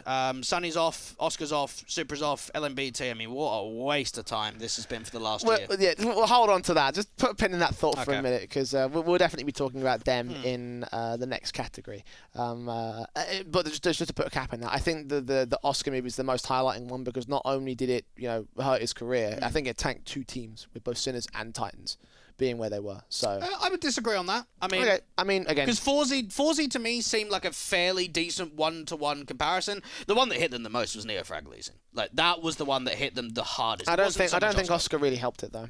No, he probably didn't. But when Neofrag left, I mean, that you can't replace a Neofrag. You can replace an Orpa. All right then. Most disappointing team. Yeah, actually, I haven't put Titans in there. You haven't put them? No, and the reason for that, I mean, maybe you can argue, is I didn't expect much from them this year anyway. So how can they be disappointing when I knew what they were like last year? Because they were so shit last year, I knew that they would be the same this year. Not even going to put a cap on it, no. They were just shit. They were. I mean, when you win 1,500 in prize pool this year and 1,000 last year, come on. Spoiler alert, they're my first place. We'll work our way up to that. Can I get another honorable mention? Okay. Kavana had a bit of a... I mean, the reason why I didn't pick them was because I didn't know what to expect out of them. Okay. But I think it's got to be mentioned as a bit of a dick move to cut your team that made you to conference and then field a new international roster. Even if it gone somewhere, if it did something for Kavana and made them a decent team. But is that disappointing to the org or disappointing to the players? A little bit from column A, a little bit from column B, honestly. Okay. Just because, again, I didn't know what to expect personally, is what that Kavana team were going to be able to do. I think that the players got hard done by, because that was the squad that qualified them for the EPL conference. That would have been a massive event for a lot of them. I think probably the biggest events for some of those players in general. And then they just don't get that opportunity because Kavana wanted a different direction. And then that different direction just didn't work out for them. If it worked, then fair enough. But then isn't that just worse roster move? Arguably yes. But I did want to put them. It's an honorable mention again. Okay, I didn't want to put them up. You haven't put them in. I haven't put them in. I just wanted to just throw that out there, just to be like, just think about that for a little bit of a second. So, my second place team, Entropic. Really? Well, think about what they did last year and how great of a team they were last year. I will counter that and say, how many tier 2 teams have we seen stay at that level and push to tier 1? True, but I also think about who Entropic were and what they were able to achieve last year. They had some stints in the tier 1 space, and the next thing that they were looking for was to go into being like break the glass ceiling, or at least have some players that made the glass ceiling and made that transition. None of them did. They're all transfer listed now. I think a few of them have already left the organisation. Well, Krad's joined Forza already. Yeah, Krad's on Forza. Elian's back in tier 3, unfortunately. He had a tough year. Yeah, he had a tough year. That definitely didn't help the situation for Entropic, and it just slowly but surely all kind of fell apart. Even Mir joined the roster, and he looked really good, but the team didn't show much after that. Yeah, it was a tough year for Entropic. It really was. And that's why I sort of put them as disappointing, because they had such a great year last year, and then they come into this year, and it's like, well, now they haven't got a team anymore. Now they aren't a squad, and it's like, okay, well, I mean, that's unfortunate, and definitely going to... I think that the overall situation really for them is just a case that this whole thing has just not worked out in the way that we all hoped it would. I think a lot of people looked at this year and thought this might be their year, and then it ended up not being their year. And I think that's the reason why it's the most disappointing team for me personally. Yeah, I can stand by that. I mean, I've gone with the CIS team as my second place, and that's actually Nemega. See, the argument you've applied to Titans, I think you could possibly apply towards Namiga at the same time, right? In because what way? They weren't exactly like a top-end Tier 2 team, you know, in last year's performance. you disagree? Yeah, man. Oh, Really? I mean, I can get into all of it now. All right, go for it. Well, I mean, Namiga had a very strong 2020. I think their 2021 wasn't as strong, but it was still very competitive. They were sitting about 40th in HLTV. They were winning a few events. They actually qualified to the Rio major that was meant to happen in 2020.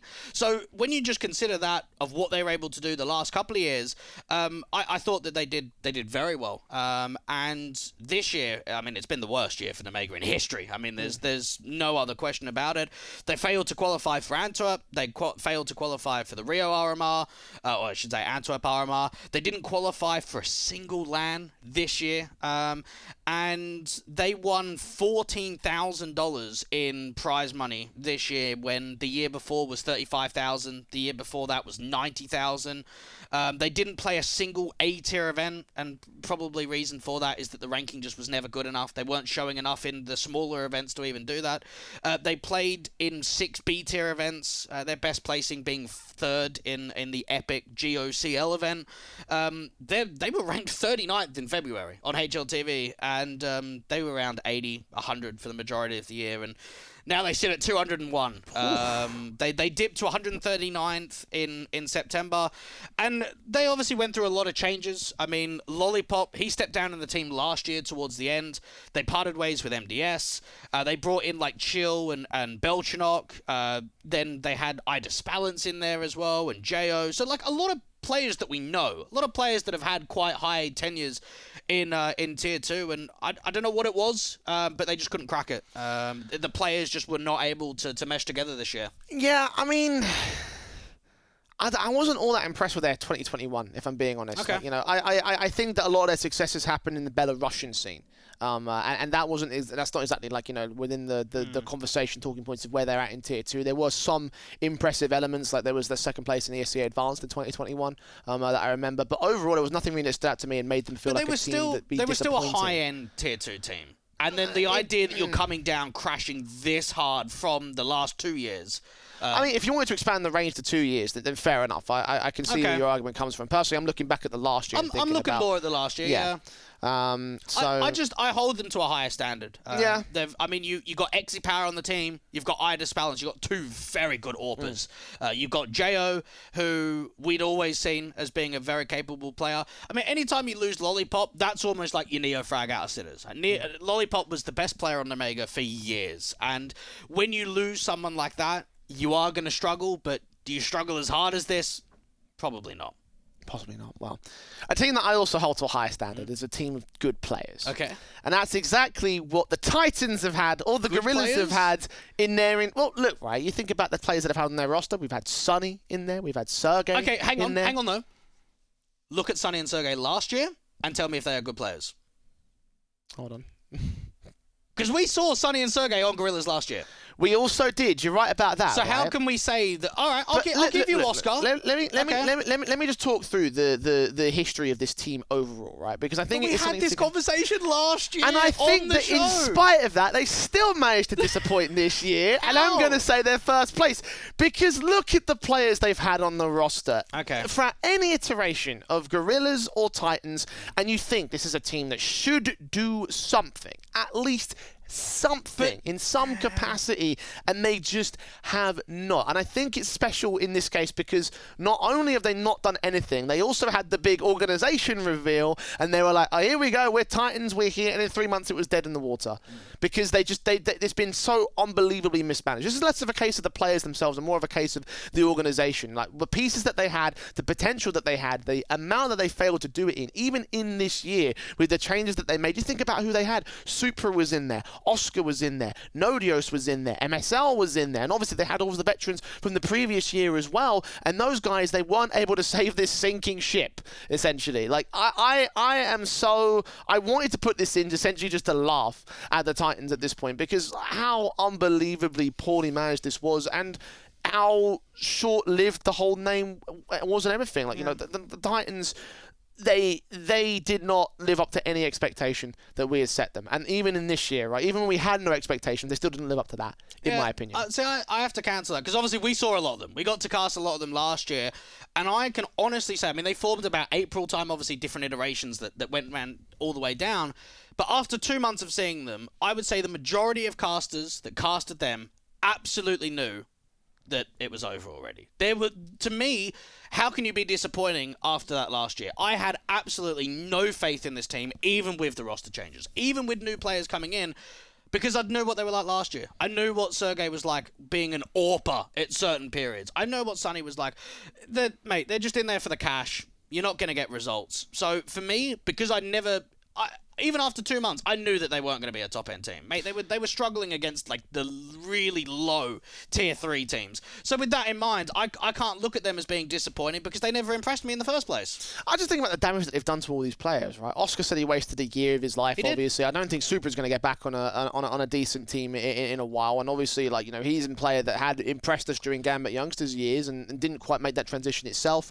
Sunny and Sergey, I don't know where they go from here. LMBT is stuck in contract hell without the buyout clause. I don't know who's going to buy him out from the Titans side. I might have to wait for that whole deal to expire before he moves on. And just everyone else has just been tarnished by this whole team. And in that sense, I just have to give them like just that extra sort of like just a kick in the teeth, because I really think that this has been damaging to everyone who's been involved in the capacity of this squad. And I can't let it go without mentioning it as being just a horrible disappointment. Because here's the thing. It could have been so good. I think we all looked at how things have played out with the players involved, and we said it could have been something really nice. You know, maybe not a Tier 1 winner, maybe not a truly definitive team, but certainly something that should have done something. Certainly better than $1,000 in a year. And that's why I feel like it's the most disappointing thing. You know? Yeah, I think they got schooled by the Tier 2 and Tier 3 scene. They work hard, they grind, and they're hungry, and you got these guys just cashing paychecks, taking it easy. So, yeah, I mean, my first team was Apex. I think Apex have just had a very disappointing team. And again, maybe it's a similar line with the whole one of Gorillas, but you've got players at a Tier 1 level that have still been playing at a high-end Tier 1 level, not guys that have dropped down. And, I mean, I don't think this is a drop down at all. I mean, you've got to consider that Nort came over from NIP over to this team. You had Jacob that played at a very high level with 100 Thieves and Extremum and Renegades. You bring in Chauzy, okay, well, we spoke about that a little bit earlier on. You bring in Sticko, part of Hellraisers, Mouse Sports, FPX. Okay, we've got something going here. And I just don't think the results are showing at all. DGL ended up getting picked up. Vendetta became an analyst for them for a little bit. Asilium was still part of the lineup. He wasn't able to do much with that team at all. They then get a new head coach. They bring in Kubin. They bring in Polly. They put him as an assistant coach. They get JL. They bring in Shocks. Okay, end of the year. Let's try and qualify for the major. Doesn't even get to the RMR. And it's just the amount of changes they have made to try and improve the roster, and nothing stuck. Nothing has been able to even show competitiveness at a high-end Tier 2 team, because I don't think we can rate these... Yeah, they're Tier 1 players, but are we going to rate them as a Tier 1 team? No. I think we can definitely put them in the conversation as top 30, top 40, contest at Tier 2 level for titles. And they played with Mihu recently. They've been playing with Gade. They've been playing with Bentet. So there's just a lot of different pieces. They won about $50,000 this year. Half of it was a single local LAN in, like, Slovakia, which they were the only international team to go to. So that was just a freebie, basically. They failed to qualify for the Antwerp RMR. They failed to qualify for the Rio RMR as well. And get this right, they were in the upper bracket quarterfinal in ESA Advanced, and Apex were a draw from the event. How do you redraw being in the upper bracket of a playoffs? And then the organisation comes out saying, due to the current state, we've decided to withdraw the main CS team from all competitions. Our results have been far from good enough, and we need time to reflect and evaluate until we feel ready. Like, okay, I'm glad that they hold their hand up and say this isn't good enough, but...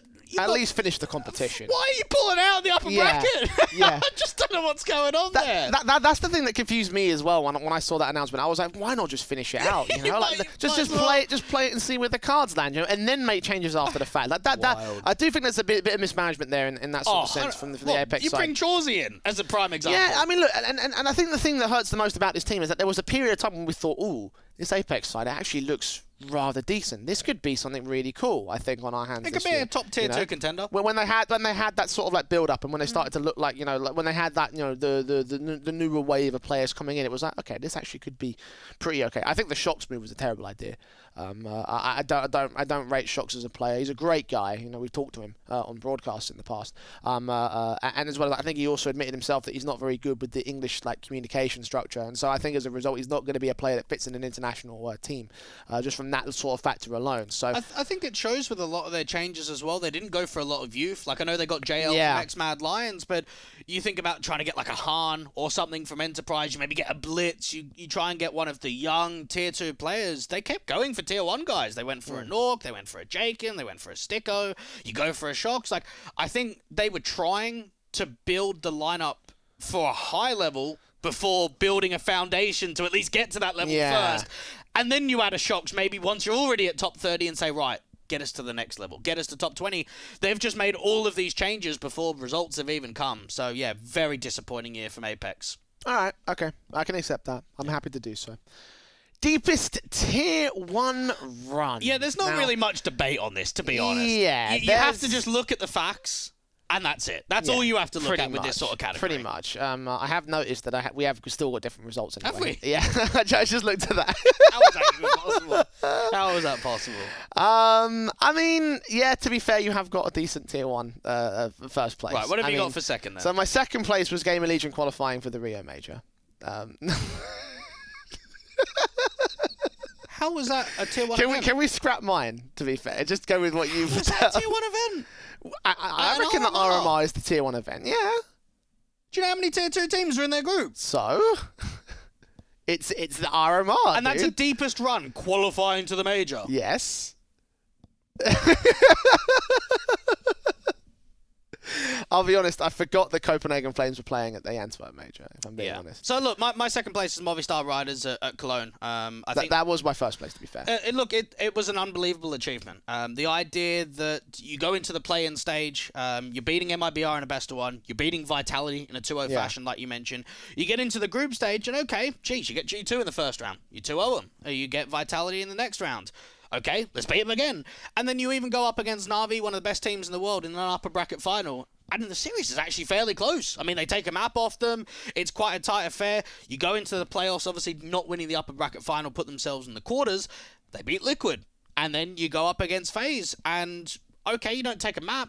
You almost take double digits in both maps. So with that in mind, they proved so many tight wins and close affairs against tier 1 teams in this event, and I think that is an incredible achievement. I mean, probably one of the biggest achievements in the Iberian scene of all time. Yeah, definitely. I don't think it can be understated how much Movistar Riders achieved in that summer, right? Now, I think a lot of people were saying, "Oh, the momentum boost, from the Challenger Valencia event was definitely encouraging to give them a bit of a storyline going into Cologne." I don't think anyone truly expected it to be as good of a run. Yeah, no, certainly not. No. So, in that sense, Movistar Riders, they can be commended for them. So I do think, however, there is a bit of debate in terms of which is the deeper run between that one and your first place. Okay. Yeah, well, the reason why I had Movistar Riders down is because it was a top 4 at Cologne. Yep. Your first place, however, was very different. Yeah, Copenhagen Flames making top 8 of the major. Yes. And of course they placed 9th to 11th the major before at Stockholm. So we obviously knew, okay, that this is a chance for them to do some damage again. They go into the RMR, they go 3-0 straight into the Legend stage, and then they beat BNE, they beat ENCE, they beat Imperial, and they even took double digits against ENCE in both maps in a quarterfinal for a team that have not got stage experience, for a team that is not held at a tier 1 level at all. So the idea that you get a huge opportunity in Stockholm last year, you do one better the year after that. Certainly good improvement. Deepest run, though? I mean, top 8 versus top 4. That's the thing, but it's right? Cologne versus a major. I know, but Cologne also has one best of 1, and you've got to work harder, I think, to get it into get into that top 4, in my opinion, because of the fact, and as well as that. What about pressure? Pressure in a major versus an IM. I think they're still pretty pressurized in Cologne. Cologne's one of the big ones. Yeah, but more than a major? It's the biggest one outside of a major, personally. And this is a good debate point, right? Again, which is more impactful? Best top 8 at the major or top 4 at Cologne, I think the major. I reckon Cologne, personally. Well, you gotta do more, I think it's a longer run. You think about at the major, you've got to go RMR into the major, whereas for Cologne it's one event. It's a play-in to a group stage to a playoffs, and yes, it's one event, but for Copenhagen Flames it's RMR into the major, into legend stage, into playoffs. So at the same time though, you've also got like a whole qualifying circuit for Cologne at the same time, right? It's not like it's an invite only thing. If you win at one of the big IEM events or the ESL challenges, and if you do, you've got to obviously qualify through a separate ESL event or through the world rankings on ESL, and obviously to do that you've got to perform great in other tournaments at the same time. So I reckon it could also apply to some of your star riders at the same time.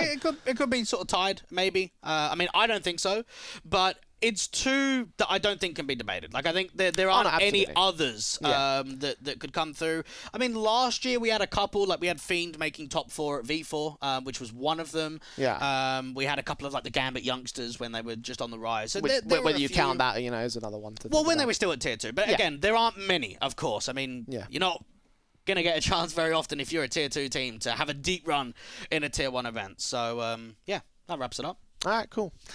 So a bit more subjective in our next category, Tournament of the Year. Now, small disclaimer, obviously, we work with a lot of the Tier 2 tournament organisers, so, you know, it might be a little bit biased in some capacity. So we probably should throw that out there just as a good disclaimer, just to make sure everyone's aware of the situation. And as well as that, my 2 nominations, I don't know about you, but my 2 nominations were tournaments that we have worked this mine year. were both. I mean, you sometimes you have to, because you got to be there to experience the whole thing. Know the teams, know the production, know the crew and everything like that. So what's your second here? My second place is We Play Academy League, because it's such a. I think we had him down. I think you had him last year. I think I had him last year as well. But I think this year as well has got to also apply to a second place position, just because of the fact that We Play have still decided to put this on in spite of the global situation that's going on in Ukraine, right? You know, and I think that's got to be commended in a high capacity. Like, you know, just working with them. Obviously, we know behind the scenes the situation that's been going on with them and the work that we've all had to do to put it in to make the last season, especially, just work out for them. And they still put on as best a product as they can. It still looked like an impressive, it still looked like an impressive show in spite of everything that's happening over there in their Ukrainian studio. And even though we can't have the LAN playoffs anymore, I still think that Academy League has held a constant place within the Tier 2 space. It's been a very successful year for Academy sides, and a lot of that's been spearheaded by the We Play Academy League in spite of everything that's going on over in that part of the world. So, you know, We Play Academy League for me, I've got to put it up there, as well as that, a joy to work with We Play when it came to that whole situation. I got to commend them. I got to give them all the credit. My second place is going to be Republic Season 3. Yep. I mean, to be fair, you could say the exact same thing in terms of their own production quality. You know, they were fantastic in Season 3 as well. Yeah, I mean, the production of this event is incredible, and I think out of any Tier 2 online event, I think they have the best. I think they have the best production. They have content with the players at half times, end of maps, before maps. I mean, what other TO does that? There aren't many. Yeah. I think the only TO that really does that is ESL, and they're not even in the Tier 2. Exactly. I mean, they're not a Tier 2 organizer because they're so massive. So, you know, I think last year we called them the ESL of the. I think you did. We both had them Season 2 of last year. Yeah. So look, they've got a great replay and observing team. I think their level of product is just incredibly high. We did interviews after each game with the players. That's something that doesn't happen very often these days either. And just knowing that it's a 16-team event, 8 teams being invited, 8 coming through from the closed qualifier. The closed qualifier actually even had a prize pool of 20 grand. I mean, what closed qualifier do you know that has money? A lot of the time, they run them just to get the teams forward. So that actually gave a chance for some of the teams to earn a bit of cash before you get into the main event. I think there are some tournaments that give a last place prize, and if you qualify through the closed qualifier, it's very minimal though. It's a very bit thing. Like 20 grand certainly not. 20 grand's decent. Yeah. And again, the prize pool for the main event was nearly 130 USD. So a massive amount of cash. 75 grand for first, 32 grand for second. There were 4 top 20 teams in the world in the likes of your Imperial, your Entropic, your B&E, your Forza. 7 top 30 teams. That includes Eternal Fire, Finest, Sprout. So we had a lot of the known Tier 2 entities in there. And if you're being nominated from us 2 years in a row for Best Tournament of the Year, they're doing something right. They 100% are doing something right. Absolutely. I know that they've also signed up to the CCT Tour now, so they're going to be... I haven't been viewing their own productions, because I've been mostly focused on the English stream, but I do know that obviously that if they're doing half the stuff that they were doing during their independent season, then on CCT they're going to absolutely crack it. And they're just, I mentioned to them personally, it's just been a joy to work with when we had that opportunity to do so in Season 3. So yeah, definitely so. I can't argue with that one. You know, I think think there's been a lot of great tournaments this year. I think the cool thing about Tier 2 in general was the fact that there's been such a great surgence of Tier 2 organisers in the last couple of years that things have just it picked up so massively to the point now we're running LANs in a Tier 2 environment. And my first place pick, obviously, it's got to be Elisa Masters Espo. I know that you were talking to me at the airport when we were flying back, was whether it can count as a tier. It's up for debate. It's up for debate. Yeah. Personally, I do count it as a Tier 2 event because you still got to think about the Tier 2 representation in there. A lot of teams came from the invitationals. We had the Sprout invite, Bad News Eagles, a Tier 2. If we're going to award them Tier 2 team, Heat there, 500. A lot of Tier 2 representation with that mix of like the 1.5 in there as well to give them like a litmus test as to where they stand on the big stage in a LAN environment, and obviously, to see where that whole thing comes together. In that, if you're going to argue that the RMR is a Tier 2 event, then I personally reckon that Elisa Masters is easily a Tier 2 event in my personal opinion. Is the RMR got a stage and a crowd full of people? That's another thing, though. Is that a factor that also makes it a Tier 1 event? I don't know. I don't think so. I do. I think the caliber of the event is defined by the teams that compete in it. Okay. Personally, So you wouldn't call this a Tier 1 event with Big and Astralis and Ents and... No. You wouldn't? I think those are Tier 1.5 teams. What? Astralis and Ents at the very least. Fnatic maybe lesser so. Again, I think the fact that we've got only so many of those guys... You're not claiming Astralis and Ents as a Tier 1 team? No. Really? Really. Because Astralis are terrible and Ents are sort of like in that sort of like in-between region. Okay. Personally, that's the way I see it. And even then, again, even if they were Tier 1 teams, if we assume that all those squads were Tier 1 teams, think about the other Tier 2 teams that are there as well. Yeah, it's true. Yeah, I mean, I personally, I wouldn't have put them in the category because I don't think they're a Tier 2 event in my eyes. So for that reason, that's why I've gone with EPL Conference Season 16. Okay. This was an event on LAN, and it had a very solid talent team as well. You've got two hosts, Daft Mike and Jazz Veracity were working it. We had 4 analysts. We had Alan and Paladin and Neo and Yumi. Obviously, we got to cast the event. We had B-Dog and Lucy as well. And then Heku's there on the stage. So when you consider, first of all, it's not even Pro League. It's the bit before Pro League. You've got a huge talent team to run this event. Prize pool's not massive. I mean, it's only 27,000 I think the big prize is going to be the Pro League slot, though, isn't it? Which is where 6 spots go to the main Pro League itself. It was the first conference that was on LAN as well. Before that point, all the conferences were online. We had one top 20 team in the world, so that already gives you an idea. It's not overloaded with Tier 1 teams. I think the one thing that holds it back for me, though, is the fact that the spectacle wasn't quite there with Pro League Conference. Because when you were playing on the stage, like when you're playing on a stage, for instance, right, you expect there to be like some big deal about it. I didn't quite feel the same sort of way when the stage games came up for Pro League Conference, personally. I think that was because there was a lack of a trophy, because as you mentioned, there's basically 6 winners in that kind of event. So I don't know how I would, I don't know if I would really place them within that top sort of rung, per se. Definitely worth a mention in this award show at the very least. And again, I'm not going to fight you on the first place. It knocks it down to a Tier 2 because there's not really much. No, it just doesn't not about the crowd. I think I'm talking about the spectacle. Right? Okay. And that's why I think it doesn't get into my top 2. Right. Again, I'm not gonna fight you on this one. If you want to put it to first place, I'm not gonna disagree. Well, again, I mean, knowing that it's you just spoke about Tier 2 events coming back to LAN. Conference has only been online. This is the first opportunity, and I think as well, it's a multinational event. You've got guys from South America coming over. You've got guys from Australia coming over. You've got teams from North America coming over. Of course, there's a lot of European representation, but it's a world event. It's an event where you've got many different regions, many different countries coming together. So for me, that takes my number 1 spot. All right, fair enough. Best upcoming talent. Yeah. This is going to be a difficult one because there have been some real solid people that have been coming up through the scene recently. The thing is, though, that I was considering is that a lot of people started last year. Like, I kind of wanted to get people that started this year rather than starting last I look year. at it as who's had like who's not part of the Tier 1 space that has like made a significant contribution or has, had a rise in their career. Okay. That's the way that I sort of see things. So who's your second for the talent of the year? Well, actually, here's the thing, right? Because mine sort of come as a package. I haven't put duos together. I've only picked individual people.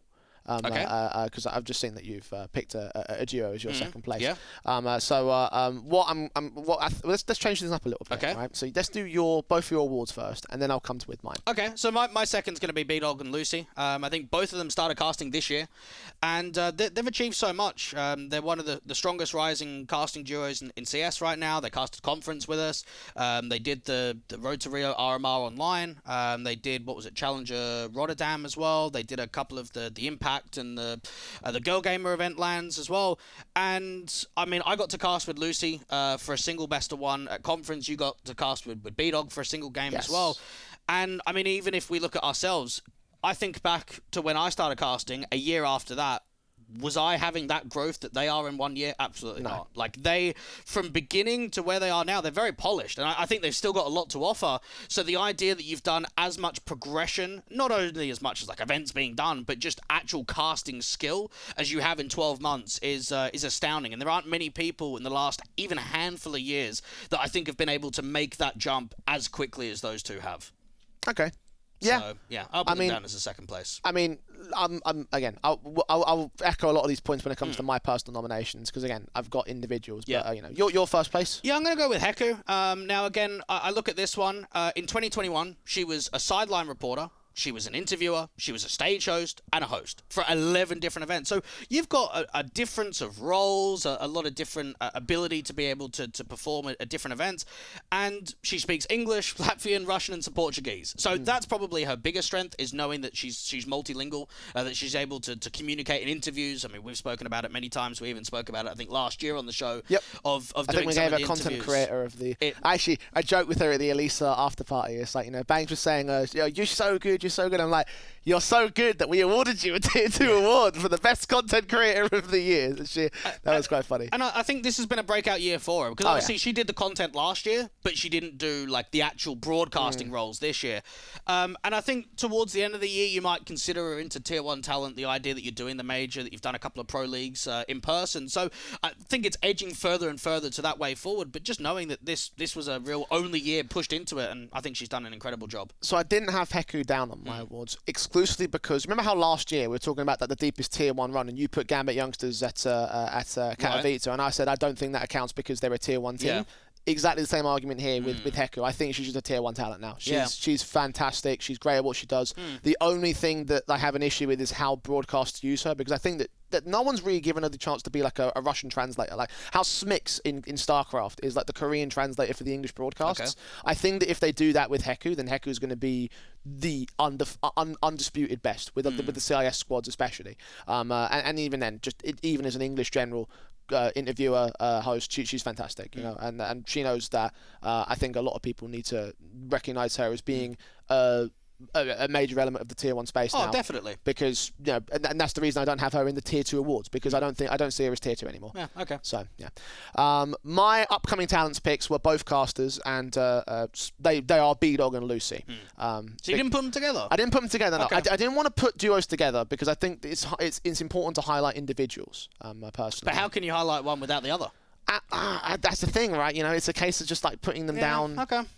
It was very marginal, the differences between second and first. Well, it should be if they're a duo. Yeah, exactly. It's a case of who's better, Jay or Dwayne. Yeah. We know who that is. It's obviously me. But look, I think that ultimately they have some incredible things that they've had an incredible rise this year. I think the only thing that needs to happen is some of the raw talent needs to be worked on, right? And that's the reason why I wanted to separate the two. I mean, we've been casting for 6-7 years. They've been casting 1 year. Oh, absolutely. That's the thing, right? But I just want to take this opportunity to give like a little bit more, a little bit more of like a defining factor as to how I sort of rate talent, right? So my second place is Lucy. Okay. Because Lucy is fantastic in what she does. I think the only thing she needs is just a little bit more polish. And once she does that, she's going to be a fantastic player. So that's just time, though, isn't it? It is going to be time, yeah. I mean, look, right. I just think that again, it's important to highlight, it's just important to highlight those things, right? Because I think Lucy, she's like one step away. One step away from being a truly definitive caster. And you're right about all the achievements that she and B-Dog have made together. They've been fantastic individually. And I just think that, again, in terms of her play-by-play, obviously me being a play-by-play person, I really want to look at the intricate details and figure out what they need to do. Lucy just needs that little bit more of a push, that little bit extra oomph to the way that she styles her voice. And then I think she'll be in first place position for me personally. Okay. B-Dog is obviously going to take the first place as a result of that. I think that his analysis has been kind of underrated, honestly. As a color caster, he's very easy to work with. I remember getting into conference and I had some reservations because I was like, well, I'm going to be breaking away from Dwayne, and obviously we've got this great chemistry together, and how's that going to impact things when me and B-Dog cast together? And I just think that he was such an easy guy to work with, and he had such a great number of points, and he was really a key element to that sort of sense. And I think that the only thing he needs to do is to unlock his confidence a bit more. Okay. Once he comes out of his shell, he'll be incredible in my mind. So they get the awards for being stellar, just those small little things that need to just push it a little bit further on, and they'll be a stellar duo. And I think that they're going far. Yeah, can't add anything more to that. Yeah, absolutely. Content, Jay. We love a bit of content. What we're doing well, right here. You love a bit of content. I know you do. Here's the thing. I actually don't watch a lot of content creators, so this was a bit difficult for me to pick this one. But you watch these guys, of course. Of course I do watch these guys, yeah. Best content creator of the year. My second place is Smirky. I don't know if you're familiar with his channel. This is a new name to me. Okay. Yeah. So he creates analytical videos focusing on single round breakdowns, strats, setups, things like that. His production quality is very high. Uses a lot of cinematics moves, good transitions, and he's got good game knowledge. He understands the game very well. And in case you may be wondering why, he actually coaches a UK team. He's actually even played with that UK team as a stand-in on LAN. So even with that in mind, he's got a lot of game knowledge behind him. He's sitting about 4K subs on YouTube right now. I expect that to grow a lot in next year, because I'm thoroughly impressed with the content that he puts up on YouTube. Well, what's his style? What does the kind of thing you focus on? I just said it. Breakdowns, strats, and setups. Okay. Yeah. No, I mean, but what's the angle he comes from? Is it just going to be purely that, or it's analytical videos. Just purely analyst. Yeah, okay. yeah. There's not a massive amount of storyline based stuff. I mean, he is an analytical creator. But yeah, I think he's got good game knowledge. He's got good production. He edits his videos very well, and I think he's going to grow even more next year. Okay, cool. Well, my second place, to partially stroke your ego and partially to piss you off, is Tier 2 Talk. Yeah, dude. I really enjoy your show. It's good. I have to say that the reason why I pick Retro to be on all of my post shows is because of Tier 2 Talk. Because he goes in hard. Yeah. He goes in loose. He goes in without lube. He doesn't really. He doesn't. Fair enough. Like he doesn't give a damn about who he pisses off, and I love that about Retro. And I think no filter. I think the dynamic between you and him works so well on Tier 2 Talk. Like, the debates that you get into off the show, on the show. Yeah. And obviously you guys are great friends behind the scenes, as you would expect in this sort of context. And I think it just creates an incredible dynamic when you bring guests on as well for Tier 2 Talk. You guys are always intrigued and have great questions and great conversations with them as well. So I think it's just a fantastic show. Anyone who's interested in the Tier 2 scene needs to subscribe to it. And it's difficult to get a constant schedule. We try and get players on that have obviously won events or done very well. And I think it always helps. I mean, I know a lot of the Tier 2 players personally, and I think if you know Tier 2 players on a personal level, you'll get so much more out of them than if you don't know them. If you just send a random message over to someone and say, oh, come on my podcast, come on my show, you're not going to get much out of them. If you actually know them, you can get a lot forward. And I think Tier 2 Talk is a project that me and Ryan do when we've got time. Of course, it's not something that we can do all the time. I think we've done about 20 episodes this year. So, yeah, we'll see. See what next year holds. Yeah. Okay. First place for you? King T. He's back again. Okay, He's back. I don't know why it is, but I haven't, even though I subscribed to him after the last year's show, I haven't actually seen many of his videos. I think the YouTube subscription algorithm is really messing with me. Well for you. Because I haven't seen any of his videos in my sub feed, and it's like, okay, well, this is a little bit naff. So maybe I missed the mark on this one. Maybe it's because YouTube doesn't want you to succeed. Don't let them hold you down, King T. You, sir, have received another It's pretty award. good. It's pretty good. So... He's he's submitted nearly 40 videos this year. Okay. He's actually doing more podcasty stuff as well. He's had a couple with Yumi, in fact, doing some event previews and some rundowns. He's also doing like a prospect series. I remember seeing a couple of videos on Boris when he was on Endpoint and Try as well. So I actually love his content. I still do feel for him because he doesn't actually get that many views, doesn't get that many subscribers either. But I think his content's great. I mean, I know he's been collaborating with like Thorin and stuff in a couple of his podcasts. He? Yeah, and I did know on his channel, like on no on Thorin's channel. Right, I didn't even know that. I think was it for the last Free Nation thing that Thorin's now doing. Okay, as well. so like, he's getting his things like Snake and Banter and and those little like podcasts. So I have seen him on a couple of these things, and he always delivers. I think personally, it is in terms of individual content. I don't know why YouTube doesn't put it in my sub box. No, I'd definitely take a look because I think his storyline basis is very strong, and any time that you're going back to back being mentioned, you've got good content on your channel. All right. Cool, fair enough. Well, my first place is. It's funny. Last year I said I'm not going to put my friends in this stuff, and I've completely ignored this that ruling this time. My top content creator's got to be Scriv. He started a new podcast this year. Mate, they're getting decent viewership actually. Mate, they've been having some banger guests. They've had Moses on there. They've had Richard Lewis on there, and they've been having very thought-provoking discussions in the same sort of way that I don't think people in the Tier 2 scene really do. Him and Pronogo have been doing wild stuff with that show, and I think obviously Scriv has been a great individual in terms of his like little content output. He doesn't do it on the consistent, but he's always had that that interview show. He even had Anders on his interviews in previous. I think that happened last year, so we won't count that in terms of his contributions this year. But like I think that podcast has really been such a unique thing in Tier 2. It's not unique towards esports in general, but like in terms of a Tier 2 creator, no one really does what they're doing there. Yeah, I mean, I don't think they talk about Tier 2 teams all that often on the show, but you are looking at someone like Scriv and Pronogo, and I think for Scriv, he's always been trying to find that edge of what content pieces work the best, and I think right now that seems to be the one. Absolutely. So I've seen quite a few of them episodes. The one with Vu are always quite entertaining. Well, Vu's another one of those creators where it's like he's got no filter. He's like an American retro in that sense. So I love him for that. So content creators this year. I mean, I'm hoping that we see a few more like newer faces on the content scene coming next year. Because like there's so many great minds in Counter-Strike. I don't think people realize how great the fan analysis can be at times. Like, it's not always amazing, I'll give you that. I mean, but like in terms of the people that come up and they have those like cult followings, they've got really good ideas to the game, and I think that's valuable. Look at Nart. I mean, look at how he was able to explode. I mean, these days all the pro teams are literally watching his content. It's not even the guys from home. It's not even your average Joe that's playing a face at Pug. It's literally pro teams watching his videos rather than watching their own demos. That's how great he is. And I think we've seen some progression with quite a few content creators. So honorable mention to Nart, of course. He doesn't get in here because he's an American, so he's not part of the EU. And he's like Tier 1 now, I want to say. Yeah, as well as that. His nades out here. I don't know if you've seen that one. Those are great as well. Those have been very handy to me. Because for the 10-mans and that. Yeah, for the 10-mans. Because I suck. Handy in the 10-mans. I suck at Counter-Strike. And just having that little edge to be able to defend long a little bit better, a little bit easier, that's just a little edge. Little edge. So, all right. Final award.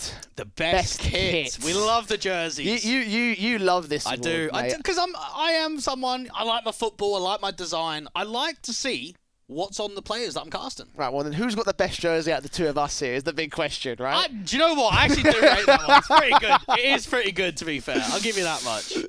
Sonic Speed, let's go. Right, okay. My second place, I'll be honest, I picked two Academy teams here because I've seen so many. So my second place is ENCE Academy. Because of the unique sort of aspects to their jerseys, like obviously, like the Tier 1 teams when they have that prospect of like applying their own color scheme, is quite cool. I think the cool thing about ENCE Academy though is that they've flipped it over because their main team jerseys are black, but then their Academy team jerseys are white, and so as a result, it gets that little contrast of we are ENCE. But we're also we are the up and comers. We're like obviously being a gothic individual myself. Black is a very cynical sort of color, right? Like it's very dark. It's very sort of serious in that sort of sense. Whereas the white can represent what you the young up and comers and that sort of aspect of their whole thing. So in that sort of sense, it's very much. Have you ever seen Hell's Kitchen? Yes. You know the black jackets. Yes. You know how that's like such a serious thing, right? And I guess that kind of like it was what applies to ENTs here. You know. I don't know how we've got into this conversation. we're literally talking about best kit and jersey. We're talking about a white jersey. Now we're talking about exactly though. But you've got the white apron, which is like the chefs in their in their separate teams, and then when they get good and when they're truly the elite of the competition, they get the black jacket. Right. So that's how it is. Okay. It's the white jersey for ENTs Academy and the black jersey for it. It's probably not thought out that way from the organisation's perspective, but as someone who is paying attention to a best kit award. Okay. Well, my second's going to be Heat, actually. I think their jersey's just incredibly clean. I like it how their logo's very small, and it actually gives them more time to focus on the jersey rather than just all the big sponsors and logo and everything. They've got like a black background with a red maze design, and I think it's just very solid for this team. So, yeah, I was very impressed by Heat's rollout of jerseys this year. Yeah, I mean, fair enough. Certainly, obviously... I think a lot of the tier 2 teams like their sick designs. I think and Heat definitely applied to that sort of fashion. Again, I have gone Academy for my first place pick because it is a little bit more original than that which we've seen original from the ENTs Academy side. I mentioned obviously the transition from white to black. Well, this time it's red to black for MOUZ and XT because I don't know why MOUZ did this, but their main team went back to black jerseys, or they didn't go back to black jerseys. They went to black jerseys all the same. But the Academy team stuck with the red side of things, and I think it's really cool that you keep that branding there because MOUZ, the red sort of like is like a very key thing to their whole brand color, idea. It's a household color, and I think the fact that the Academy team have maintained that color scheme is it is really cool. And again, it adds that whole sort of like graduation style of things, right? You go from the red bright colors into the seriousness of being part of the main squad, and considering how much MOUZ have promoted their Academy players over the last year or so. That's definitely symbolic, I think, as how the jerseys have impacted the team. Well, I'm going to go with Ikla for my number one, which is obviously the old EC Kiev boys. Do you know what? I haven't seen Ikla's jerseys. I kid you not. I think that they have the best jersey in Tier 2 and in Tier 1. They are incredible. So they got a neon blue around the collar and then a blue and pink mix towards the bottom of the jersey. And it's just so different to anything else you see. And I think that's what makes them very contrast from a lot of the other teams. It's not stock standard. It's not just a simple color scheme. It is out of the box. It's out of the left field, and I love it. I'd love to get my hands on one at some point. I don't know if I could, but yeah. Does it have a store anywhere? I don't know. I haven't even looked, but I would like to get my hands on one day because I think that it's one of the best jerseys that I've seen in years. I mean, now that I'm seeing it, I can see where you come Even from if you click on a player image, you can see the full design right to the bottom as well. Right. See, okay, that does look interesting. Now he's seen it That all. does look... Okay, do you know what? It is pretty banging. I'm happy to accept that, actually. Yeah. Just because there's nothing else like it. That's where I came from with this jersey. It's like from the waist upwards, right? Because on the preview image, it looks like it's just like a black T-shirt with a logo on it and like a... Got to see the whole thing. You see the whole thing. That is quite intriguing, actually. Yeah. Okay. All right. I'll take it. We'll take it. Yeah. There you go. And I think that pretty much wraps it up, to be honest. Indeed it does. 15 categories, first and second places. 30 awards That's each. A lot. It is a lot. Yeah. And, I mean, maybe if you've got any extra categories for us, let us know down in the comments section, because we might add some. You never know. We might be there might have been one that we just missed the entire time, Joe. Might have been one best meme of the year. Best meme of the year. Titans again. There we go. They can't stop. They just keep getting it. Not next year, though. It'll be fine. But 3 years in a row, Jay. First year, 2020, was online. Last year, we did it in the studio. This year, we're in the studio again. What's going to happen next year? Next year, we'll do it in a pub. In a pub? Yeah. That's the step up. That's what we're ready for. After all. Any closing thoughts on the Tier 2 scene this year? Look, it's been a stellar year for Tier 2 CS, especially for the youngsters, right? The rise of the academy scene is definitely was established last year, and in this year it's really it's flourished. It's been such a stellar element, and in that sense, those are some of the hardest awards to pick. There's a reason why I have such a great affinity to academy players and teams in this particular award show. The events are getting better, the squads are getting better.